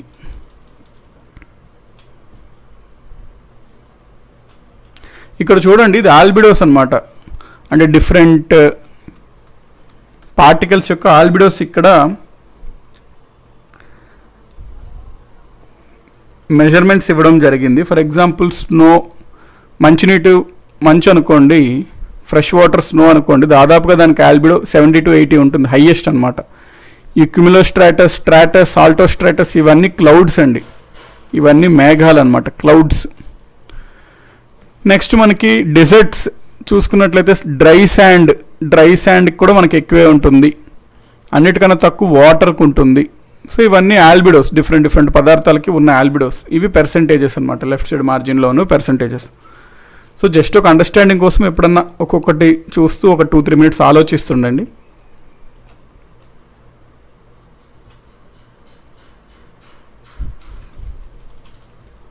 ఇదిగోండి, ఈ విధంగా ఒక ఎర్త్ అట్మాస్ఫియర్ ఎడ్జ్ నుంచి ఒక స్క్వేర్ ఇంచు కలిగిన, ఒక క్రాస్ సెక్షనల్ ఏరియా కలిగిన ఒక గొట్టం మనం దాదాపుగా ఎర్త్ మీద వరకు తీసుకున్నాం అనుకోండి. ఇప్పుడు ఈ గొట్టంలో కాస్త అట్మాస్ఫియర్ అయితే ఉంటుంది కదా, అంటే దాన్నే ఎయిర్ అంటాం కదా, కాస్త ఎయిర్ ఉంటుంది కదా ఆ గొట్టంలో. ఆ ఎయిర్ మనకి క్రింద, అంటే ఈ గొట్టం ఆఖరిలో కనుక మనం వెయిట్ చూసామనుకోండి, ఆ ఎయిర్ వెయిట్ ఎప్పుడు మనకి ఎక్కడ యాక్ట్ అవుతుంది, డౌన్వర్డ్స్ యాక్ట్ అవుతుంది. So weight acting in one particular direction, దాన్నే మనం ప్రెషర్ అంటాం. ప్రెషర్ అంటే ఏంటి, nothing but force acting in a particular direction. Weight అనేది ఒక force, acts always vertically downwards. So ఇక్కడ వెయిట్ మనకి వెర్టికలీ డౌన్వర్డ్స్, నిలువుగా కిందకి యాక్ట్ చేస్తుంది, దాన్నే మనం ప్రెషర్ అనుకోవచ్చు. కాబట్టి మనకి ఈ గొట్టం క్రింద ఉన్నటువంటి, ఆ గొట్టంలో ఉన్న గాలి ఎంతైతే వెయిట్ని, బరువుని ఎగ్జర్ట్ చేస్తుందో దాన్నే మనం అట్మాస్ఫియరిక్ ప్రెషర్ లేదా ఎయిర్ ప్రెషర్ అని అంటాము. అది ఎన్ని యూనిట్లు మనకి బరువుని ఎగ్జర్ట్ చేస్తుంది అని మనం చూసుకున్నట్లయితే, వెయిట్ ఆఫ్ ఎయిర్ ఆ క్రాస్ సెక్షన్లో, wait of air in that cross section, ఆ క్రాస్ సెక్షన్, ఆ గొట్టంలో ఆ వెయిట్నే మనము ప్రెషర్ అంటాము, ప్రెషర్ ఆఫ్ ఎయిర్ అని అంటాము. అది ఎంత వెయిట్ని ఎగ్జర్ట్ చేస్తుంది అంటే, మనకి ఎన్ని యూనిట్లు ఉంది, అది ఒక స్క్వేర్ ఇంచ్ ఉంది, పర్ స్క్వేర్ ఇంచ్. అంటే మనకి ఏరియా అంతే కదండి, ఒక స్క్వేర్ ఇంచ్ ఏరియా తీసుకున్నాం. సో ఒక స్క్వేర్ ఇంచ్ ఏరియాకి మనకి ఆ వెయిట్ ఆఫ్ ఎయిర్ అనేది 14 pounds వెయిట్ని ఎగ్జర్ట్ చేస్తుంటుంది. 14 pounds per square inch అనేది ఆ క్రాస్ సెక్షన్లో ఆ ఏరియా ఎగ్జర్ట్ చేసే ప్రెషర్. అందుకని చెప్పి మనము అట్మాస్ఫియరిక్ ప్రెషర్ని మీరు ఎక్కడన్నా బుక్స్లో చూసినట్లయితే 14 PSI అంటాడు, అంటే పౌండ్స్ పర్ స్క్వేర్ ఇంచ్. జనరల్గా ఇది మనకి ఇంటర్నేషనల్ బుక్స్లో ఈ నెంబర్స్, ఈ ఫిగర్ ఇస్తాడు, ఎందుకంటే వాళ్ళు వాడేది పౌండ్స్ కాబట్టి. మన బుక్స్లో జనరల్గా మనం ఏమని చూస్తాము అంటే, ప్రెషర్ దీన్నే కన్వర్ట్ చేసుకుంటే 101 kilonewtons per meter square అంటాము. 101 kilonewton per meter square అని మన బుక్స్లో ఇస్తుంటాడు. That is the pressure of air. So ఇదండి అట్మాస్ఫియరిక్ ప్రెషర్ అంటే మీనింగ్ ఇది. ఇప్పుడు ఈ 101 kilonewton per meter square లేకపోతే ఈ 14 pound per square inchనే మనము 1 అట్మాస్ఫియరిక్ ప్రెషర్ అని అంటాము. సో 1 అట్మాస్ఫియరిక్ ప్రెషర్ అంటే అర్థము మనకి ఈ స్టాండర్డ్ 14 PSI లేకపోతే 101 kilonewton per meter square అని మనము ఒక అట్మాస్ఫియరిక్ ప్రెషర్ అని అంటాము. 1 అట్మాస్ఫియరిక్ ప్రెషర్. నెక్స్ట్ మనకి ఫర్ ఎగ్జాంపుల్ ఇక్కడ ఈ పాయింట్ చూడండి, ఇది ఇంపార్టెంట్.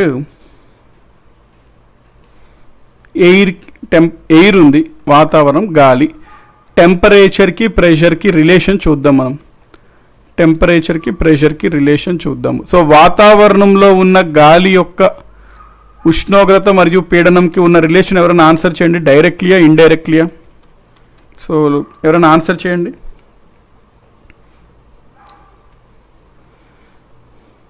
అంటే వాతావరణంలో గాలి ఎయిర్ యొక్క టెంపరేచర్ ప్రెషర్ మనం తీసుకున్నట్టయితే వాటి మధ్యన రిలేషన్ ఎట్లా ఉంటుంది? డైరెక్ట్లీ ప్రపోర్షనల్ ఇండైరెక్ట్లీ ప్రపోర్షనల్ ఆ రెండు అని. డైరెక్ట్లీ ప్రపోర్షనల్ అంటే అర్థం టెంపరేచర్ పెరిగితే ప్రెషర్ పెరుగుద్దా, లేకపోతే టెంపరేచర్ పెరిగితే ప్రెషర్ తగ్గుద్దా. ఈ పర్టికులర్ రిలేషన్ వెరీ ఇంపార్టెంట్ అండి, రిపీటెడ్గా వాడుతుంటాం మనం ఫర్దర్ కాన్సెప్ట్స్లో.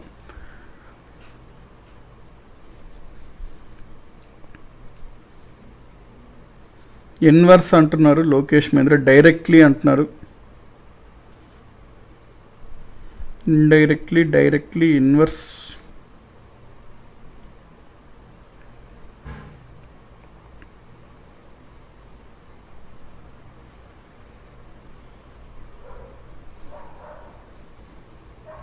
ఓకే, ఇండైరెక్ట్ డైరెక్ట్ రెండు మనకి వినబడుతున్నాయి. ఓకే, మనం ఇప్పుడు చూద్దాం. ఫర్ ఎగ్జాంపుల్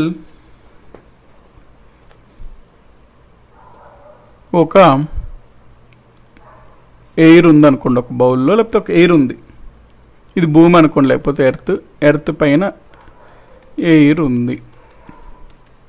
సో ఒక క్లోజ్డ్ సర్ఫేస్లో, ఒక క్లోజ్డ్ సర్ఫేస్ మనం తీసుకున్నట్లయితే మనకి ఈ భాగంలో అంతా ఎయిర్ ఉంది. ఈ ఎయిర్ మనకి నార్మల్ స్టేట్లో ఉన్నప్పుడు ఏంటి, పదార్థాలన్నీ ఒకదాని మాలిక్యూల్స్, ఎయిర్లో అంటే ఏంటి నథింగ్ బట్ మాలిక్యూల్సే కదండి అందులో ఉన్న పదార్థాలు. ఈ మాలిక్యూల్స్ అన్నీ ఒకదానితో ఒకదానికి క్లోజ్గా ఉంటుంటాయి, ఇట్లాగా దగ్గరగా ఉంటాయి, టైట్లీ ప్యాక్డ్, క్లోజ్లీ ప్యాక్డ్గా ఉంటాయి. ఇప్పుడు మనము దీన్ని హీట్ చేసాము. ఎప్పుడైతే మనం గాలిని హీట్ చేస్తామో గాలిలో ఉన్నటువంటి పదార్థాలు మాలిక్యూల్స్ ఎనర్జీ, హీట్ ఎనర్జీ వాటికి వస్తాయి. ఎప్పుడైతే ఎయిర్లో ఉన్న ఎయిర్ మాలిక్యూల్స్ని హీట్ చేస్తే వాటికి ఎనర్జీ అనేది పెరుగుతుంది. ఎప్పుడైతే ఎనర్జీ పెరుగుతుందో అవి ఎక్స్పాండ్ అవుతాయి. ఎక్స్పాండ్ అంటే ఫ్రీగా ఫ్లో అవుతుంటాయి, అట్లాగా తేలుతూ ఉంటాయి, లైట్ వెయిట్ అయ్యి.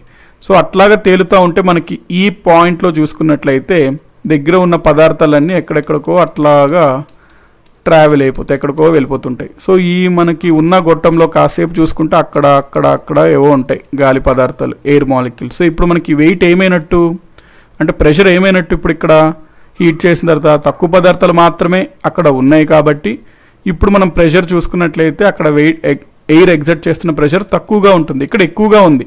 హీట్ చేసినప్పుడు మాలిక్యూల్స్ ఆ హీట్ని తీసుకోవడం వలన అవి ఎక్స్పాండ్ అవుతాయి, ఎక్స్పాండ్ అవ్వడం వల్ల వెయిట్ని తగ్గి పైకి రైజ్ అవుతాయి. So heated air expands, heated air rises up అనమాట.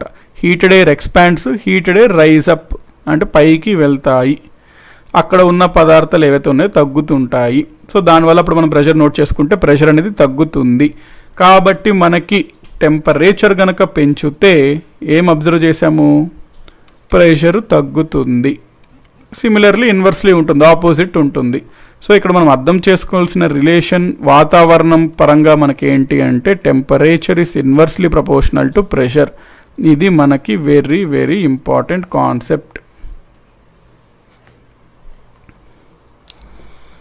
సో ఇన్వర్స్లీ ప్రపోర్షనల్ అండి, డైరెక్ట్గా అది ఇండైరెక్ట్లీ ప్రపోర్షనల్ అనమాట టెంపరేచర్ ప్రెషర్. అట్మాస్ఫియర్లో చూసుకున్నట్లయితే అంటే ఇక్కడ మళ్ళీ నేను స్కూల్లో ఇంటర్మీడియట్లో ఇంటర్ సెకండ్ ఇయర్లో నేను PV is equal to NRT అని చదివాను. అంటే అక్కడ టెంపరేచర్కి వాల్యూమ్కి డైరెక్ట్లీ రిలేషన్, ప్రెషర్కి టెంపరేచర్కి డైరెక్ట్లీ రిలేషన్ అని అక్కడ చదివాను సార్. అంటే అవి క్లోజ్ లిడ్ అండి. అవి అంటే కంప్లీట్గా మనకి లిడ్ ఎస్కేప్ అవ్వడానికి ఉండదు వాతావరణం. అక్కడ కంప్లీట్గా క్లోజ్గా ఉన్న ల్యాబొరేటరీలో చేసిన ఎక్స్పెరిమెంట్స్లో మనకి ఎయిర్ ఎక్స్పాండ్ అయినా వెళ్ళిపోవడానికి ఛాన్స్ ఉండదు కదండి, అక్కడే ఉండాలి ఎయిర్. కాబట్టి అక్కడ మనకి రిలేషన్ ఉంటుంది, కానీ వాతావరణం పరంగా అట్మాస్ఫియర్ పరంగా ఇది ఉండదు. సో అందుకనే అట్మాస్ఫియర్ పరంగా మీరు చూసుకున్నట్లయితే temperature inversely proportional to pressure. So ఈ పాయింట్స్ నోట్ చేసుకోండి. ఇప్పుడు మనం భూమిపైన చూద్దాం ఏ విధంగా ఉంటుంది అనేది.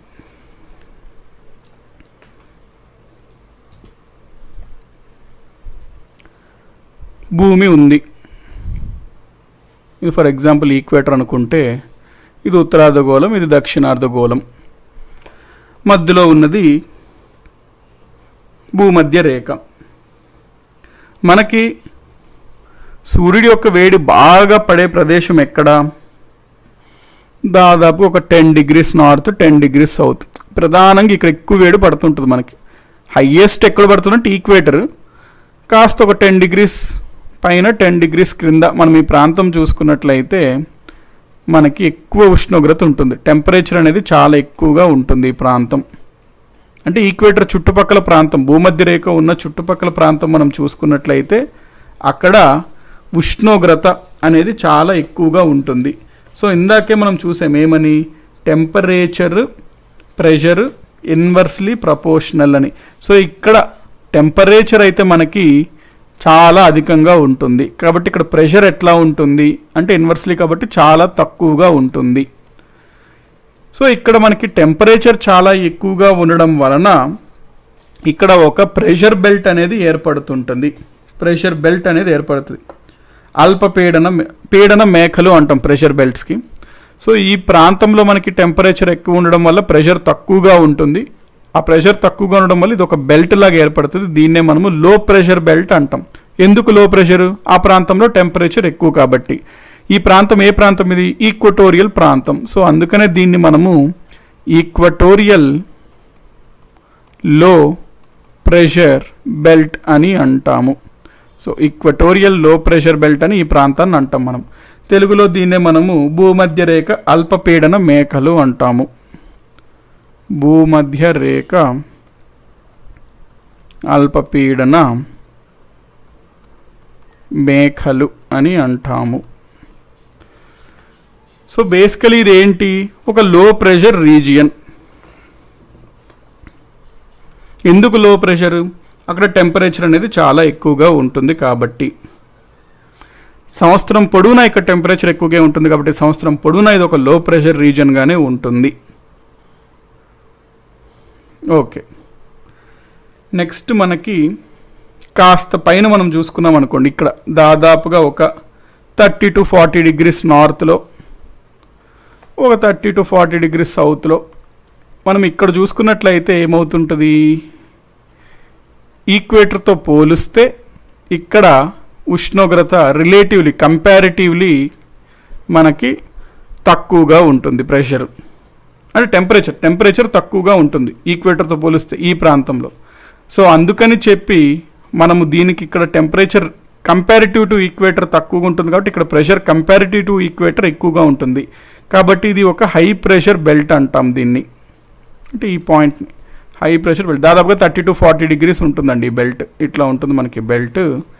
ఇది ఒక హై ప్రెషర్ బెల్ట్. ఈ హై ప్రెషర్ బెల్ట్ ఎక్కడ? ఇది మనకి సబ్ ట్రాపిక్స్, వీటిని సబ్ ట్రాపికల్ రీజియన్స్ అంటాం ఈ 30 to 40 ఆ ప్రాంతాన్ని. అందుకనే దీన్ని మనము sub tropic high pressure belt అని అంటాము. Sub tropic high pressure belt, STHPB అంటాం షార్ట్కట్లో, sub tropical high pressure belt. తెలుగులో దీన్ని మనము ఆయన రేఖ అధిక పీడన మేఖలు అంటాం.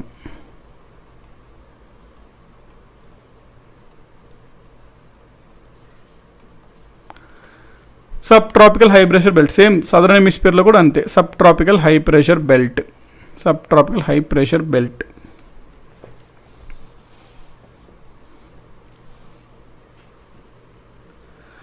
సో ఇప్పుడు చూడండి ఏమైంది, మనకి ఇంకొక బ్యాక్గ్రౌండ్ పాయింట్ తెలియాలి. అది తెలిస్తే మనం ఇక్కడ ముందుకెళ్ళచ్చు. ఏంటి అంటే ప్రెషర్ గ్రేడియంట్ అనే ఒక కాన్సెప్ట్ ఉంటుంది.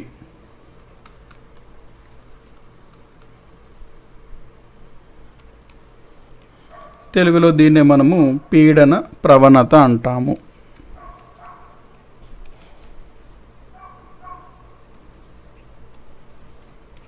ప్రెషర్ గ్రేడియంట్ అంటే అర్థం ఏంటంటే, ఎప్పుడన్నా ఫర్ ఎగ్జాంపుల్ ఒక ప్రాంతం ఉంది, అధిక పీడనం ఉంది, హై ప్రెషర్ ఉంది, ఇంకో ప్రాంతం ఉంది అక్కడ లో ప్రెషర్ ఉంది. సో ఎప్పుడన్నా సరే గాలి హై ప్రెషర్ ప్రాంతం నుంచి లో ప్రెషర్ ప్రాంతం వైపు వీస్తుంది. So air always moves from a region of high pressure to low pressure. గాలి ఎల్లప్పుడూ అధిక ఉష్ణోగ్రత గల ప్రాంతం నుంచి తక్కువ ఉష్ణోగ్రత గల ప్రాంతం వైపు ప్రవహిస్తుంది. సో ఒక ప్రాంతానికి ఇంకో ప్రాంతానికి టెంపరేచర్ అంటే ప్రెషర్లో డిఫరెన్స్ ఉండడం వల్ల దాన్నే మనము ప్రెషర్ గ్రేడియంట్ అంటాం. ప్రెషర్ గ్రేడియంట్ అంటే డిఫరెన్స్ ఆఫ్ ప్రెషర్ ఒక ప్రాంతానికి దాన్ని మనం ప్రెషర్ గ్రేడియంట్ అంటాం. ఆ ప్రెషర్ గ్రేడియంట్ ఉండడం వల్లే గాలి ఒక ప్రాంతం నుంచి ఒక గాలంకి వీస్తుంది. ఒకవేళ కనుక ఈ ప్రెషర్ గ్రేడియంట్ చాలా ఎక్కువగా ఉందనుకోండి, అంటే ఈ డిఫరెన్స్ ఎక్కువగా ఉందనుకోండి, అంటే ఇక్కడ చాలా ఎక్కువగా ఉంది, ఇక్కడ చాలా తక్కువగా ఉంది, అప్పుడు ఈ రెండు ప్రాంతాల మధ్య వీస్తున్న గాలి చాలా వేగంగా వీస్తుంది. ఒకవేళ కనుక ఈ ప్రెషర్ గ్రేడియంట్ అనేది తక్కువగా ఉందనుకోండి, అంటే ఈ రెండింటి మధ్యన డిఫరెన్స్ తక్కువగా ఉందనుకోండి, అప్పుడు గాలి కాస్త మెల్లగా వీస్తుంది. సో ఇక్కడ నేను చెప్పాలనుకుంటున్న పాయింట్ ఏంటంటే ప్రెషర్ గ్రేడియంట్ అంటే రెండు ప్రాంతాల మధ్యన ప్రెషర్స్ వేరువేరు ఉంటాయి, దాన్ని ప్రెషర్ గ్రేడియంట్ అంటాము. ఎప్పుడన్నా సరే ఎయిర్ అనేది high pressure area to low pressure area వెళ్తుంది. సో మనం అదే కాన్సెప్ట్ని ఇక్కడ మనం బెల్ట్లో ఉపయోగించుకున్నట్లయితే ఇక్కడ హై ప్రెషర్ ఎక్కడుంటుంది, సబ్ ట్రాపికల్ హై ప్రెషర్ బెల్ట్లో హై ప్రెషర్ ఉంది. లో ప్రెషర్ ఎక్కడుంది, ఈక్వటోరియల్ లోలో ఉంది. కాబట్టి మనకి గాలి ఇక్కడి నుంచి sub tropical high pressure belt నుంచి ఈక్వటోరియల్కి వెళ్తుంది. అదేవిధంగా మనకి సదరన్ హెమిస్ఫియర్లో కూడా సేమ్ థింగ్ అదే జరుగుద్ది. సబ్ ట్రాపికల్ నుంచి ఈక్వటోరియల్కి గాలి వెళ్తుంది. ఎందుకు? Air always moves from high pressure to low pressure కాబట్టి. ఇది sub tropical high pressure belt. Next మనకి ఈ ఒక 60 to 70 degrees నార్త్ దగ్గర మనం చూసుకుందాం, ఇంకొక బెల్ట్ ఉంటుంది. 60 to 70 degrees నార్త్ దగ్గర ఇంకొక బెల్ట్ ఉంటుంది.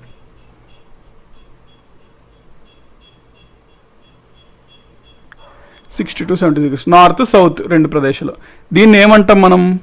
పోలార్ రీజియన్ అంటాం, పోల్స్ అంటాం. పోల్ నార్త్ పోల్ అది, ఇది సౌత్ పోల్. మనకి పోల్ దగ్గర ఏం తెలుసు? ఉష్ణోగ్రత చాలా చాలా చాలా తక్కువగా ఉంటుంది. సో చాలా చాలా చాలా తక్కువగా ఉంటే అక్కడ ప్రెషర్ ఎట్లా ఉండాలి? ఎక్కువగా ఉండాలి. కాబట్టి పోల్ రీజియన్ దగ్గర మనం చూసుకుంటే ధ్రువ ప్రాంతం దగ్గర పోల్ దగ్గర ప్రెషర్ ఎట్లా ఉంటుందంటే హై ప్రెషర్ ఉంటుంది. దాన్నే మనము పోలార్ హై ప్రెషర్ అని అంటాము. సో నార్త్లో పోలార్ హై ప్రెషర్ ఉంటుంది ఎగ్జాక్ట్గా పోల్ రీజియన్ దగ్గర. సౌత్లో కూడా ఎగ్జాక్ట్గా పోల్ రీజియన్ దగ్గర south polar high pressure belt అంటాం. పోలార్ హై ప్రెషర్ బెల్ట్ అని గుర్తుపెట్టుకోండి. Polar high pressure belt. ఇప్పుడు మనము ఈ పోల్తో కంపేర్ చేస్తే, అంటే ఈ పోలార్ ఈ రీజియన్తో మనం ఒకవేళ కంపేర్ చేసినట్లయితే మనకి ఇక్కడ ఈ ప్రాంతం చూసారా 60 to 70 degrees బెల్ట్. ఇక్కడ టెంపరేచర్ అంటే పోల్తో కంపేర్ చేస్తే టెంపరేచర్ ఇక్కడ కాస్త ఎక్కువగా ఉంటుంది. అంటే పోల్తో కంపేర్ చేస్తే ఈ ప్రాంతంలో కాస్త ఎక్కువగా ఉంటుంది టెంపరేచర్ రిలేటివ్లీ, కంపారిటివ్లీ. సో ఇక్కడ కాస్త టెంపరేచర్ ఎక్కడ ఉండడం వల్ల ఇక్కడ ప్రెషర్ అనేది మనకి పోలార్తో పోలిస్తే కాస్త తక్కువగా ఉంటుంది. అందుకనే రిలేటివ్లీ దీంతో పోలిస్తే ఈ బెల్ట్ని మనం ఏమంటామంటే ఈ రీజియన్ని సబ్ పోలార్ రీజియన్ అంటాం.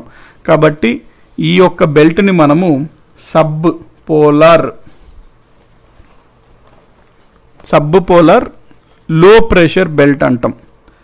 Sub polar low pressure belt. దీన్నే తెలుగులో ఉపధ్రువ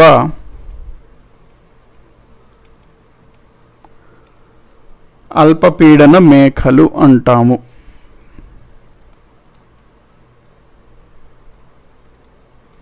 ఉపధ్రువ అల్పపీడన మేఖలు, sub polar low pressure belt. So ఈ ప్రాంతంలో చూస్తే ఏమవుతుంది? హై ప్రెషర్ ఎక్కడుంది? పోలార్ రీజియన్ దగ్గర ఉంది. లో ప్రెషర్ ఎక్కడుంది? సబ్ పోలార్ దగ్గర ఉంది. సో వేర్ ఎక్కడి నుంచి ఎక్కడి వరకు మూవ్ అవుతుంది? ఎయిర్ మనకి ఈ హై ప్రెషర్ నుంచి లో ప్రెషర్ కదండి ఎప్పుడన్నా మూవ్ అయ్యేది ఎయిర్. కాబట్టి మనకి ఎయిర్ ఈ విధంగా ఉత్తరార్ధగోళంలో మూవ్ అవుతుంది. ఎందుకంటే ఇక్కడ హై ప్రెషర్, ఇక్కడ లో ప్రెషర్. కాబట్టి ఇదే విధంగా దక్షిణార్ధగోళంలో హై ప్రెషర్ పోలార్ దగ్గర ఉంటుంది కాబట్టి పైకి ఇట్లా మూవ్ అవుతుంది. విండ్ గాలి. మనకి ఈ బెల్ట్ ఏంటి? మనకి sub tropical high pressure belt. So ఇక్కడ మనకి దీంతో కంపేర్ చేస్తే అంటే సబ్ పోలార్ లోతో కంపేర్ చేస్తే ఇది హై ప్రెషర్ బెల్ట్ మళ్ళీ. కాబట్టి ఇటువైపు కూడా ఎప్పుడన్నా హై ప్రెషర్ బెల్ట్ నుంచి లో ప్రెషర్ బెల్ట్ వైపు వెళ్తాయి గాలి. సో కాస్త గాలి ఇటు వెళ్తుంటాయి. మళ్ళీ ఇది దీంతో కంపేర్ చేస్తే ఈ యొక్క లేయర్ లో ప్రెషర్ కాబట్టి మనకి ఇక్కడ కూడా high pressure to low pressure కాబట్టి గాలి పైకి వెళ్తూ ఉంటుంది. ఇక్కడ కూడా సేమ్ మనకి ట్రాపికల్ రీజియన్ నుంచి సబ్ పోలార్ లో వైపు గాలి వెళ్తూ ఉంటుంటుంది.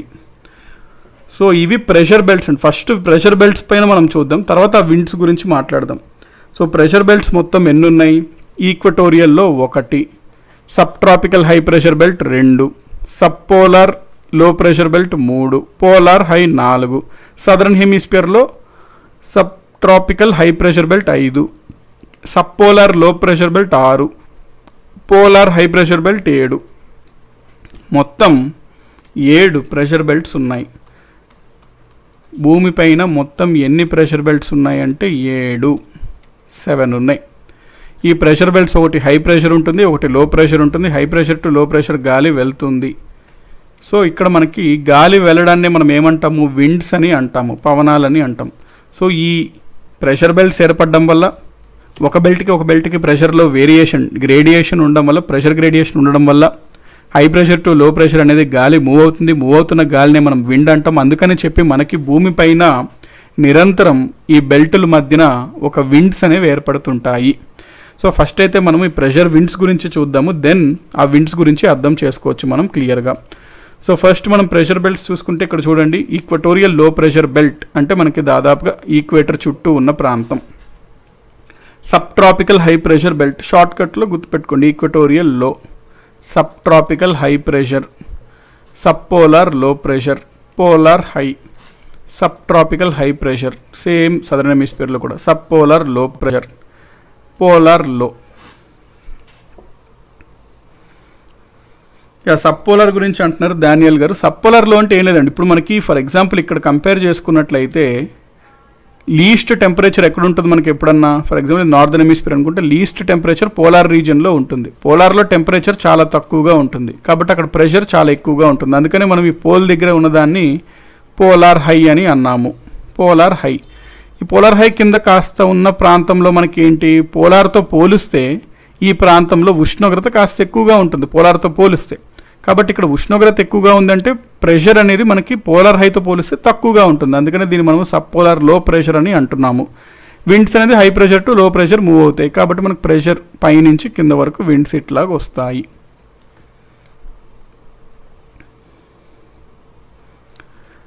సో ఇవన్నీ పాయింట్స్ ప్రెషర్ బెల్ట్స్కి సంబంధించి. మొత్తం ఎన్ని ప్రెషర్ బెల్ట్స్ ఉన్నాయంటే 7 బెల్ట్స్ ఉన్నాయి అని మనం అర్థం చేసుకోవాలి.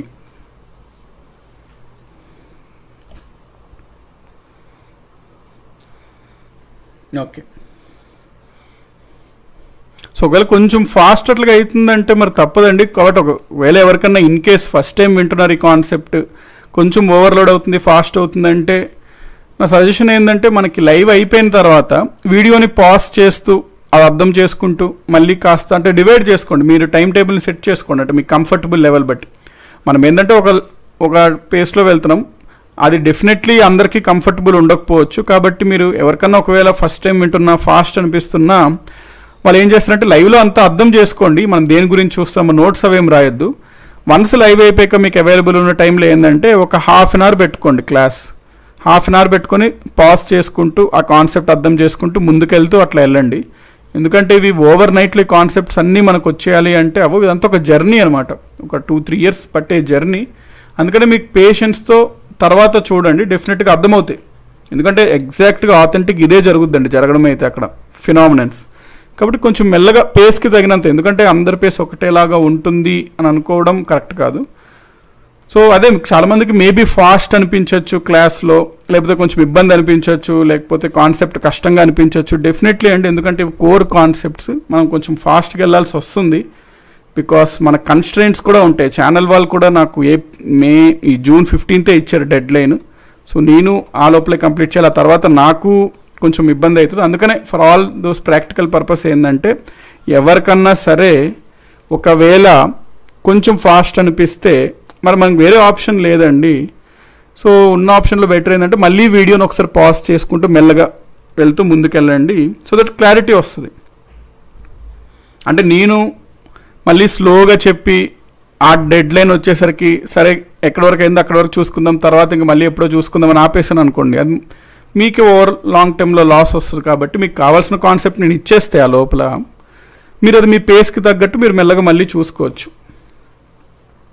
సో ఇప్పుడు మనకి ఇవి ప్రెషర్ బెల్ట్స్ అని అంటాము. అయితే మనకి ఇక్కడ విండ్స్ కనుక మనం చూసుకున్నట్లయితే sub tropical high pressure to ఈ విధంగా విండ్స్ వెళ్తాయి. Next polar high to winds ఇట్లా పైకి వెళ్తాయి. Same sub tropical high pressure to winds కూడా ఇట్లా మనకి వెళ్తుంటాయి. సో విండ్స్ ఆ రకంగా వెళ్తుంటాయి అన్నమాట ప్రెషర్ బెల్ట్స్ మధ్యలో. ఓకే, సో మనం ఈ పాయింట్స్ చూసాం కాబట్టి సబ్ ట్రాపికల్ లో ప్రెషర్ చూసాము, సబ్ పోలార్లో పోలార్ హై అవన్నీ చూసాము. కొరియోలిస్ ఫోర్స్ మనం ఈరోజే టైం ఎంత 11:20. Okay, so maybe Coriolis force రేపు చూద్దాం. కొరియోలిస్ ఫోర్స్ చూసే ముందు మేబీ ఈరోజు మనం ఇంకొక చిన్న కాన్సెప్ట్ అనేది చూద్దాం, సో దట్ ఒక ఐడియా ఉంటుంది.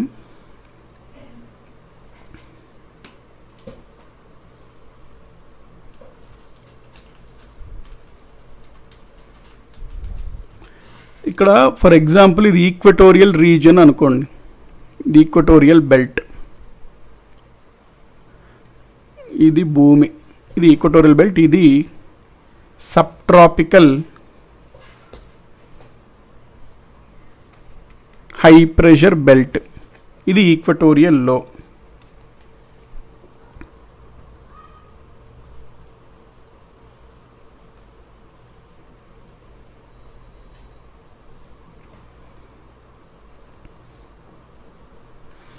Someone sir sub tropical high pressure రీజన్లో సబ్ పోలార్ లో ప్రెషర్ కంటే ఎక్కువ టెంపరేచర్ ఉంటుంది కదా సార్, సో ఎయిర్ ఫ్లో ఎలా? ఓకే, అంటే సమ్మన్ ఏమడుతున్నారంటే మనకి ఇక్కడ ఈ sub polar low pressure belt ఇక్కడతో కంపేర్ చేస్తే మనకి ఇక్కడ టెంపరేచర్ ఎక్కువగా ఉంటుంది కదా. సో మనకి ఎక్కువ టెంపరేచర్, ఈ రెండు కంపేర్ చేసుకుంటే మనకి ఇక్కడ ఎక్కువ టెంపరేచర్ ఉంటే ఇక్కడ ఎక్కువ ప్రెషర్, తక్కువ ప్రెషర్ లో ప్రెషర్ ఉండాలి. దీంతో కంపేర్ చేస్తే దీనికి మనకి హై ప్రెషర్ ఉండాలి కదా. అప్పుడు విండ్ మనకి ఈ విధంగా వెళ్ళాలి కదా, ఎందుకు వెళ్ళదు అన్నట్టు అంటున్నారు. అంటే దానికి యాక్చువల్లీ నెంబర్ ఆఫ్ రీజన్స్ ఉంటాయండి. ఈ sub tropical high pressure belt కూడా అది ఎర్త్ రొటేషన్ వల్ల ఏర్పడుతుంటుంది. ఎందుకంటే ఎర్త్ రొటేషన్ అనేసరికి మనకి సెంట్రిఫ్యూగల్ ఫోర్స్ వస్తుంది. Centrifugal force always earth centre నుంచి బయటికి ఎయిర్ని పంపడానికి చూస్తుంది. సో ఆ పాయింట్ వల్ల అవన్నీ మనకి ఈ రెండు కంపారిజన్ చేయకుండా అది మరీ కాంప్లికేట్ అది. మీరు ఏం చూస్తారంటే ఈ రెండు నోట్ చేసుకోండి, ఈ రెండు నోట్ చేసుకోండి. ఇంకోటి ఏంటంటే పాయింట్ ఎప్పుడన్నా హై ప్రెషర్ రీజియన్ ఉందనుకోండి, ఫర్ ఎగ్జాంపుల్ ఒక ప్రాంతం ఉంది, ఆ ప్రాంతం ఒక హై ప్రెషర్ ప్రాంతం అనుకోండి, ఆ ప్రాంతం చుట్టూ ఎయిర్ డిఫ్యూజ్ అయిపోద్ది అనమాట, అంటే బయటికి వెళ్ళిపోతుంది. కాబట్టి ఇది ఒక high pressure area basically. So ఈ హై ప్రెషర్ ఏరియా అన్నప్పుడు చుట్టూ గాలి డిఫ్యూజ్ అయిపోతుంది అనమాట అన్ని విధాలుగా. సో అందులో కొంత గాలి మనకి పైకి ఈ విధంగా వెళ్తుంది లో ప్రెషర్ బెల్ట్ వైపు, సబ్ పోలార్ లో వైపు, కొంత గాలి ఈక్వటోరియల్ లో ప్రెషర్ వైపు వెళ్తుంది. నెక్స్ట్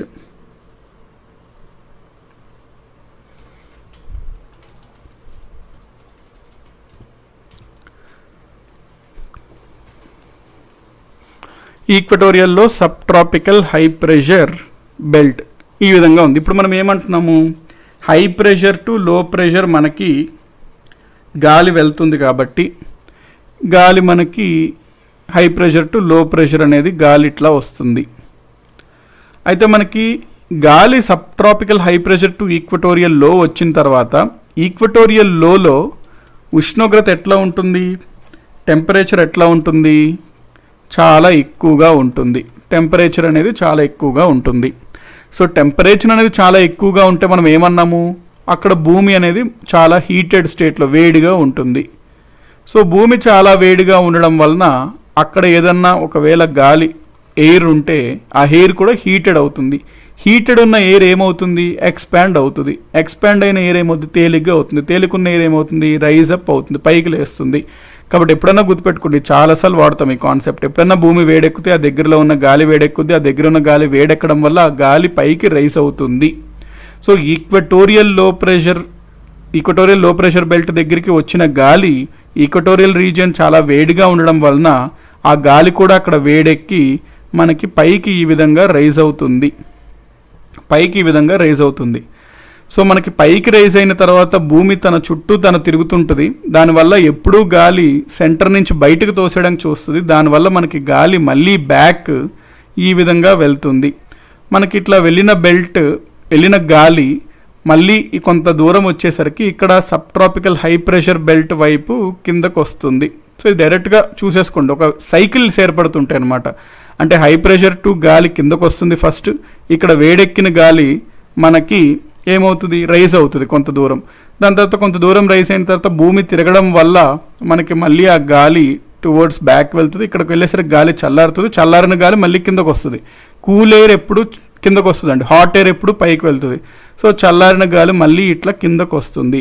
కాబట్టి ఇక్కడ చూసుకున్నట్లయితే మనకి ఒక గాలి అనేది ఒక కంప్లీట్ సైకిల్ చేసింది. సబ్ ట్రాపికల్ హై టు ఈక్వటోరియల్లో, ఈక్వటోరియల్ లేవకు వచ్చాక గాలి మీదకు కొంత వెళ్ళింది, మళ్ళీ లెఫ్ట్ వెళ్ళింది, మళ్ళీ అది కిందకు వచ్చింది. సో ఇక్కడ ఒక సైకిల్ కంప్లీట్ అయిందనమాట. సో ఈ విధంగా మనకి ప్రెషర్ బెల్ట్స్ మధ్యలో అన్నిటి దగ్గర ఒక సైకిల్స్ ఏర్పడుతుంటాయి. ఇక్కడ మీరు చూసినట్లయితే చూడండి, ఇక్కడ నుంచి మనకి గాలి వచ్చింది సబ్ ట్రాపికల్ హై నుంచి. ఆ వచ్చిన గాలి ఈక్వటోరియల్కి రాగానే ఏమైంది, పైకి రైజ్ అయ్యింది.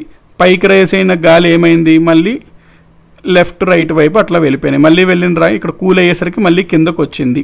సో ఒక సైకిల్స్ లాగా ఏర్పడుతుంటాయి. ఆ పాయింట్ గుర్తుపెట్టుకోండి. సో ఏ ఏ సైకిల్స్ని ఏమేమి పిలుస్తాము అవన్నీ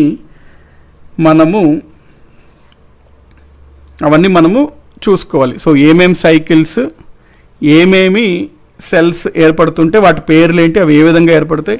ఇక్కడ ఎందుకు సార్ ఇట్లాగా విండ్స్ని కొంచెం వంకరగా వేశారు అంటే కొంచెం డైరెక్షన్తో ఉన్నాయి, ఎందుకు స్ట్రైట్గా వెళ్ళవా, ఎందుకు అట్లా తిరుగుతున్నాయి, ఆ ట్రేడ్ విండ్స్ అంటే ఏంటి, వెస్టర్లీస్ అంటే ఏంటి, ఈస్టర్లీస్ అంటే ఏంటి, అవన్నీ పాయింట్స్ మనము చూసుకుందాము. సో ఇవండి పాయింట్స్ మనకి. ఇక్కడైతే నెక్స్ట్ క్లాస్లో అవన్నీ మనం చూసుకుంటాం. దీనికి కావాల్సింది ఇదిగోండి, ఇక్కడ మనకి ఈక్వటోరియల్ లో ప్రెషర్ దగ్గర చూసుకున్నట్లయితే గాలి వచ్చిన తర్వాత ఇక్కడ బాగా హై టెంపరేచర్ లో ప్రెషర్ ఉండడం వలన మనకి అవి రైజ్ అయ్యి, సో గాలి పైకి రైజ్ అయిన తర్వాత మనకి మళ్ళీ డిస్ట్రిబ్యూట్ అవుతుంటాయి అనమాట. అవన్నీ మనం నెక్స్ట్ క్లాస్లో చూస్తాము. ఈ క్లాస్లో మీరు ఏంటంటే ప్రెషర్ బెల్ట్స్ ఉంటాయి, high pressure to low pressure winds move అవుతుంటాయి, దాంతో మనకి సైకిల్స్ అనేవి కూడా ఏర్పడుతుంటాయి. ఆ పాయింట్స్ గుర్తుపెట్టుకోండి. ఆ కావాల్సిన బ్యాక్గ్రౌండ్తో మనము నెక్స్ట్ క్లాస్లో ఈ సైకిల్స్ పేర్లు ఏంటి అవన్నీ పాయింట్స్ చూద్దాం. విండ్స్ కొంచెం స్ట్రైట్గా వెళ్ళవన్నమాట, డిఫ్లెక్ట్ అవుతుంటాయి. ఎందుకు డిఫ్లెక్ట్ అవుతుంటాయి ఆ పాయింట్స్ అనేవన్నీ మనము నెక్స్ట్ క్లాస్లో చూద్దాం. ఇప్పుడైతే మనం ఆల్రెడీ రివైజ్ చేసుకుందామంటే ఎక్కడి వరకు అయితే చదివామో అవన్నీ మనం ఒకసారి రివైజ్ అయితే చేసుకుందాం. సో దట్ మనకి క్లారిటీ వస్తుంది ఏమైతే చూసుకున్నామో అవి.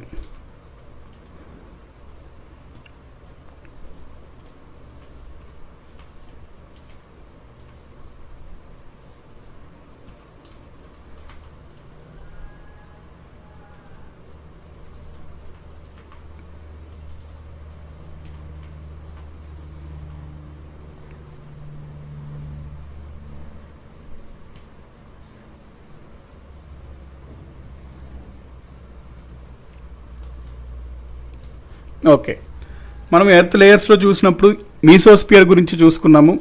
మీసోస్పియర్ అంటే స్ట్రాటోపాస్ పైన ఉన్న లేయర్. సో మీసోస్పియర్లో కూడా మనకి ల్యాప్స్ రేట్ అనేది ఉంటుంది. ల్యాప్స్ రేట్ అంటే పైకి వెళ్ళే కొద్దీ ఉష్ణోగ్రత తగ్గడం, కొంత హైట్ వెళ్ళాక మనకి హైట్ వెళ్ళే కొద్దీ టెంపరేచర్ తగ్గడం అనేది ఆగిపోతుంది. దాన్నే మనము మీసోపాస్ అని అంటాము. సో మనకి మొత్తం ట్రోపోస్పియర్, స్ట్రాటోస్పియర్, మీసోస్పియర్ ఈ 3 లేయర్స్లో మనం చూసుకున్నట్లయితే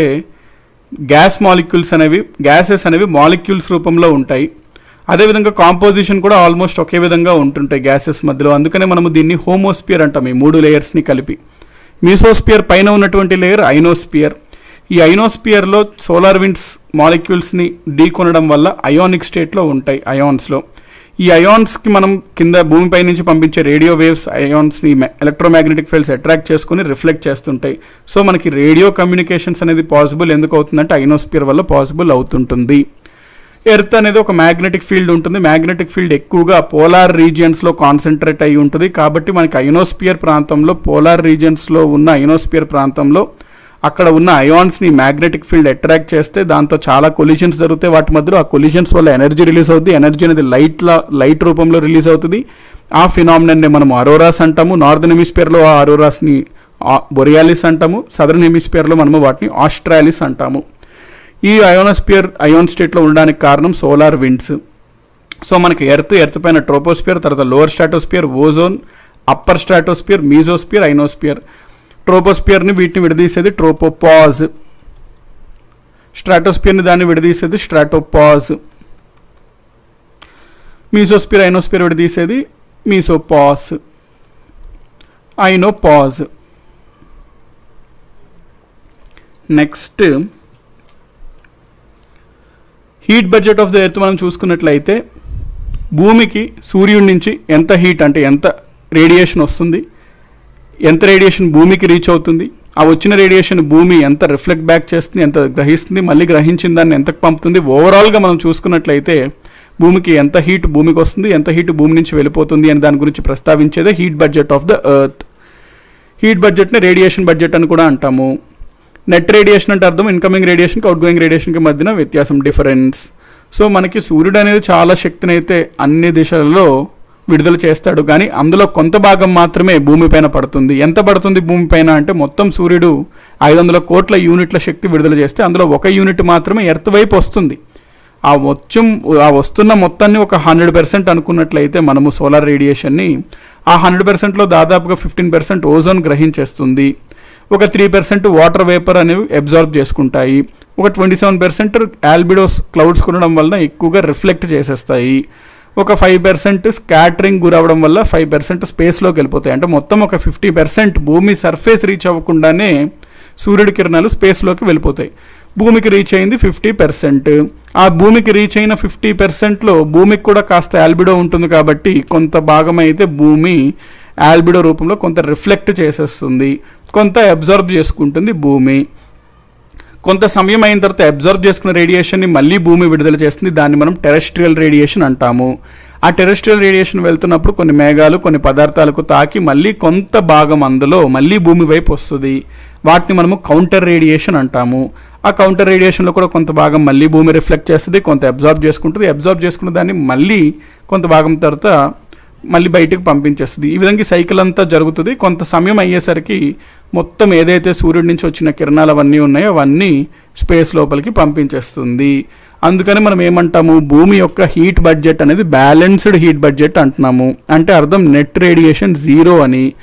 దీనికి ప్రూఫ్ ఏంటి అంటే మన భూమికి యావరేజ్ టెంపరేచర్ ఎంత అంటే 13.7 degrees సెంటిగ్రేడ్.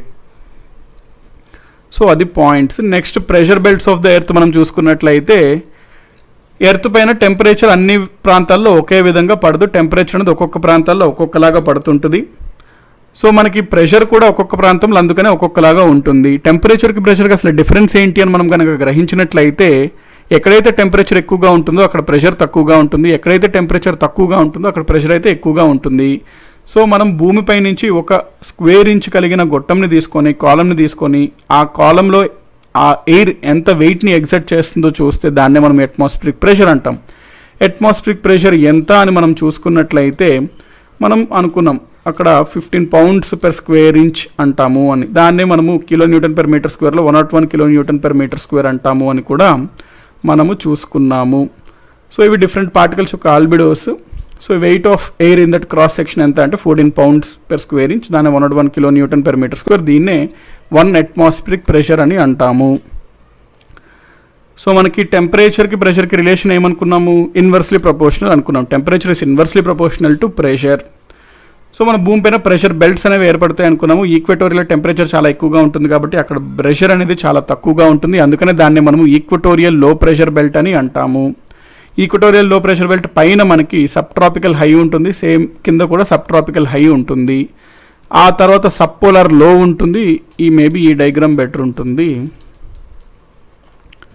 సో ఇక్కడ మీరు చూసుకున్నట్లయితే ఈక్వటోరియల్ లో ఉంటుంది, sub tropical high pressure belt ఉంటుంది, సబ్ పోలార్ లో ఉంటుంది, పోలార్ హై ఉంటుంది. సదరన్ హెమిస్ఫియర్లో కూడా same sub tropical high, sub polar లో, పోలార్ హై ఉంటుంది. సో ఎప్పుడు మనకి wind high pressure to low pressure move అవుతుంటుంది కాబట్టి మనకి హై ప్రెషర్ నుంచి ఇరువైపులా లో ప్రెషర్ వైపు వెళ్తుంది గాలి. ఇక్కడ కూడా ఇరువైపులా high pressure to low pressure గాలి వెళ్తుంటుంది. ఇక్కడ హై ప్రెషర్ ఉంది పోలార్లో కాబట్టి పోలార్ నుంచి సబ్ పోలార్లోకి గాలి మనకి ఇట్లా వెళ్తుంది. సో మనకి ఇక్కడ సైకిల్స్ అనేవి ఏర్పడుతుంటాయి అనేది మనం చూసాం. అంటే సబ్ ట్రాపికల్ హై ప్రెషర్ నుంచి వచ్చిన గాలి ఈక్వేటర్కి వచ్చేసరికి రైజ్ అవుతుంది, రైజ్ అయిన గాలి మళ్ళీ లెఫ్ట్ వెళ్తుంది, చల్లారిన తర్వాత మళ్ళీ కిందకి వెళ్తుంది. ఇట్లాగా మనకి ఒక్కొక్క ప్రెషర్ బెల్ట్ మధ్యలో ఒక్కొక్క సైకిల్ అనేది ఏర్పడుతుంటుంది అని మనం చూసాము. ఆ సైకిల్స్ ఏంటి, ఏ పేర్లతో పిలుస్తాం, అవన్నీ మనము నెక్స్ట్ క్లాస్లో చూసుకుందాం. సేమ్ అంటే నార్దర్న్ హెమిస్ఫియర్ ఉత్తరార్ధగోళంలో ఏ విధంగా అయితే అవుతుంటాయో దక్షిణార్ధగోళంలో కూడా అవే విధంగా జరుగుతుంటాయండి. సో దట్ మనకి ఏంటంటే ఇవన్నీ పాయింట్స్ మనం నెక్స్ట్ క్లాస్లో కంటిన్యూ చేసుకోవచ్చు. ఎందుకంటే ఈ కాన్సెప్ట్స్ అన్నీ ఇంపార్టెంట్ అండి. దీని మీదే మనకి రెయిన్ఫాల్ అనే కాన్సెప్ట్, మనం రెయిన్ఫాల్ అనే టాపిక్ చూస్తాం, దీని మీద డిపెండ్ అయి ఉంటుంది. క్లౌడ్స్ అనే టాపిక్ దీని మీద డిపెండ్ అయి ఉంటుంది. సైక్లోన్స్, తుఫాన్లు దీని మీద డిపెండ్ అయి ఉంటుంది. నెంబర్ ఆఫ్ కాన్సెప్ట్స్కి బేస్ ఈ కాన్సెప్ట్స్ అనమాట. కాబట్టి ఇవి చాలా కేర్ఫుల్గా అర్థం చేసుకోవాలండి. సో ఇవి మనకి కంప్లీట్ ఇన్ఫర్మేషన్ వాట్ ఎవర్ ఈరోజు మనం చూసుకున్నది. మళ్ళీ మనము తిరిగి సమ్వన్ క్లాసెస్ అంటున్నారు, అదేనండి. యాక్చువల్గా నా హోల్ ఏంటి అంటే ఇప్పుడు మనం ఎవ్రీ పాయింట్ ఎవ్రీ టాపిక్ అట్లాగే చెప్పుకొని వెళ్తే యాక్చువల్గా ఇంకో 100 days అయినా పడుతుంటుందండి. ఎందుకంటే జనరల్ స్టడీస్ అనేది వాస్ట్ అనమాట. ఎప్పుడు మీరు అంటే నాది ఏదైతే నేను పర్పస్ కోసం ఇక్కడ వచ్చానో అది మీరు క్యాచ్ చేయలే అనమాట. అంటే మీరు మళ్ళీ క్లాసెస్ చెప్పండి సార్ అట్లా అంటుంటే పర్పస్ క్యాచ్ చేయలే మీరు. ఎందుకంటే మనం ఇదే ఫ్లోలో వెళ్ళామనుకోండి ఇంకో 100 days కూడా ఈజీగా పడుతుంటుంది అనమాట క్లాసెస్. కాబట్టి మనం ఓన్లీ ఒక మీకు హెల్పింగ్ హ్యాండ్ లాగా ఇస్తే అది మీరు చేసుకునేటట్టు ఉండాలండి. మళ్ళీ మీరు క్లాసెస్ని మేబీ చూద్దాం. ఎందుకంటే ఛానల్ వాళ్ళు నాకు 40 daysలో కాస్త పైపైన చెప్పండి సార్ అన్నట్టు చెప్పారు నాకు. నేను అయినప్పటికీ కూడా మీకు ఏంటి అంటే ఒక డెప్త్లో కాన్సెప్చువల్గా చెప్తే ఏంటి మీకు క్లియర్ కట్ అండర్స్టాండింగ్ వస్తుంది సబ్జెక్ట్. దాంతో మీరు బెటర్గా చదవగలుగుతారు. ఎట్లా చదవాలో మీకు అర్థమవుతుంది. తర్వాత మీ అంతా మీరు చదువుతారు అని చెప్పి నేను ఆ స్టార్టింగ్ ఏంటంటే కొంచెం డెప్త్గా చెప్తూ కాన్సెప్చువల్గా వెళ్తూ దాదాపుగా 40కి ఇప్పుడు 100 అయిపోయిందండి. సో మనకేంటంటే అక్కడి నుంచి కూడా కన్స్ట్రెంట్ ఉంది సార్, June 15th కల్లా కంపల్సరీ ఎండ్ చేయండి అని. ప్లస్ నాకు తర్వాత వేరే వర్క్స్ ఉన్నాయంటే నేను దాదాపుగా May 31st June 1st నేను వేరే స్టేట్స్కి వెళ్ళాలి, వేరే దగ్గరికి. అక్కడ నాకు సిలబస్ మీకు చెప్పాను కాబట్టి కంప్లీట్ ఒక ఓవరాల్ ఐడియా ఇద్దామని చెప్పి నేను 15 days పోస్ట్ పోన్ చేసేసుకున్నానండి ఆ ప్లాన్. సో ఆల్మోస్ట్ నేను కూడా తర్వాత వెళ్ళాల్సి ఉంటుందంట. ఆల్రెడీ 15 days పోస్ట్ పోన్ చేసేసుకున్నా కంప్లీట్ వర్క్. ఎందుకంటే మనకి లైవ్ క్లాసెస్ ఆ టైం మనం ఉండాలి అంటే మనం వేరే వర్క్స్ అట్లా ఏం పెట్టుకోకూడదు అనమాట. సో ఏంటంటే అది మీరు కొంచెం అర్థం చేసుకోండి. ఓవరాల్గా చూద్దాం. మళ్ళీ మనకు ఆఫ్టర్ కొన్ని డేస్ అయిన తర్వాత వీలుంటే ఖచ్చితంగా చెప్తాను. ఎందుకంటే మన ఛానల్ వాళ్ళకి కూడా కన్స్ట్రెంట్ ఉంటుందండి. ఎందుకంటే వాళ్ళు కంటిన్యూస్ క్లాసెస్ అంటే వాళ్ళకన్నా ఇబ్బంది ఉంటుంది కాబట్టి సో మనం అన్నీ ఆలోచించుకోవాలి. ఇండియన్ జోగ్రఫీ అంటే మోస్ట్లీ కుదరకపోవచ్చు అండి. ఎందుకంటే ఇండియన్ జోగ్రఫీలో కూడా ఏం చెప్పేది ఉండదండి. మీ ముందు ఏ బుక్ ఉన్నా నేను ఆ బుక్లో చూసి పాయింట్లు మీకు చెప్పినట్టే అనిపిస్తుంటుంది. అంటే ఎత్తైన పర్వతం ఏది, ఏ నది ఎక్కడ ప్రవహిస్తుంది, ఏ నది ఎక్కడ పుడుతుంది, ఎక్కడ సముద్రంలో కలుస్తుంది, అవన్నీ ఎవరన్నా చెప్పొచ్చు. మీరన్నా డైరెక్ట్గా బుక్స్లో చూసుకొని చదివేయచ్చండి. అందులో పెద్ద రాకెట్ సైన్స్ ఏమి ఉండదు అనమాట. చెప్పడానికి ఏమి ఉండదు బేసికలీ. ఇప్పుడు కొన్ని టాపిక్స్ ఉంటాయి, అవన్నీ ఏంటంటే చెప్పడానికి ఏమి ఉండదు. ఆ టాపిక్స్ కూడా ఒకళ్ళు చెప్పాలి అని మీరు ఎక్స్పెక్ట్ చేయకండి. అంటే మీరు ఆ మోడ్కి రావాలి. అంటే ఆ టైప్ ఆఫ్ మైండ్ సెట్కి వచ్చేసేయండి. ఇండియన్ జోగ్రఫీ కూడా చెప్పాలా, అవసరం లేదు, నేను చదివేసుకుంటా బుక్లో అనే మైండ్ సెట్కి వచ్చేసేయండి. సో అదే ఆ పాయింట్స్ నోట్ చేసుకోండి. అంటే మళ్ళీ మీరు సార్ క్లాసెస్ అదే చెప్పండి అని చెప్పి మళ్ళీ మీరు అట్లా హర్ట్ అయినట్టు మీరు హర్ట్ అయితే మళ్ళీ హోల్ పర్పస్ ఎందుకైతే ఇది చెప్పామో ఆ హోల్ పర్పస్ డిఫీట్ అయినట్టు ఉంటుంది. హోల్ పర్పస్ ఏంటంటే ఓకే సార్ మాకు ఐడియా ఇవ్వండి, మేము ముందుకెళ్తాం ఐడియాతో అనేటట్టు ఉండాలి మీరు మైండ్ సెట్ కూడా. సో చూద్దాం, మళ్ళీ ఆఫ్టర్ సమ్ డేస్ మనం ట్రై చేద్దాం. మేబీ ట్రై చేస్తే కుదిరితే ఒకవేళ మళ్ళీ మనం కంటిన్యూ చేయొచ్చు. అంటే వాట్ ఎవర్ మీరు చెప్తున్నారు అంటే కంటిన్యూ చేద్దాం, మీకు ఫ్రీ ఉన్న టైంలో పోని చూడండి సార్ అంటే ఇప్పుడు ఇది నా ఓన్ ఛానల్లో నా ఓన్ ఇదో టైం టేబుల్లో కాదు కండి. సో మనకి వాళ్ళని కూడా దృష్టిలో పెట్టుకొని తీసేసుకోవాలి కొన్ని డెసిషన్స్.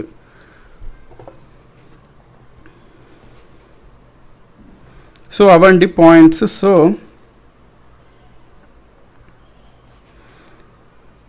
అవి పాయింట్స్. మనకి ఇంకా టైం ఉందండి. ఆ టైం కల్లా ఆల్మోస్ట్ మనం నార్మల్గా చూసుకున్న కొంత ఐడియాతో ఆల్మోస్ట్ అన్ని టాపిక్స్ మనకి బ్రీఫ్గా వెళ్ళాం కొంతవరకు అయితే. సో నెక్స్ట్ ఉన్నది ఏంటంటే కొంచెం మనం పేస్ పెంచుతాం. ఆ పేజ్ని మీరు తర్వాత లైవ్ తర్వాత వీడియోని పాజ్ చేసుకుంటూ చూడాలి.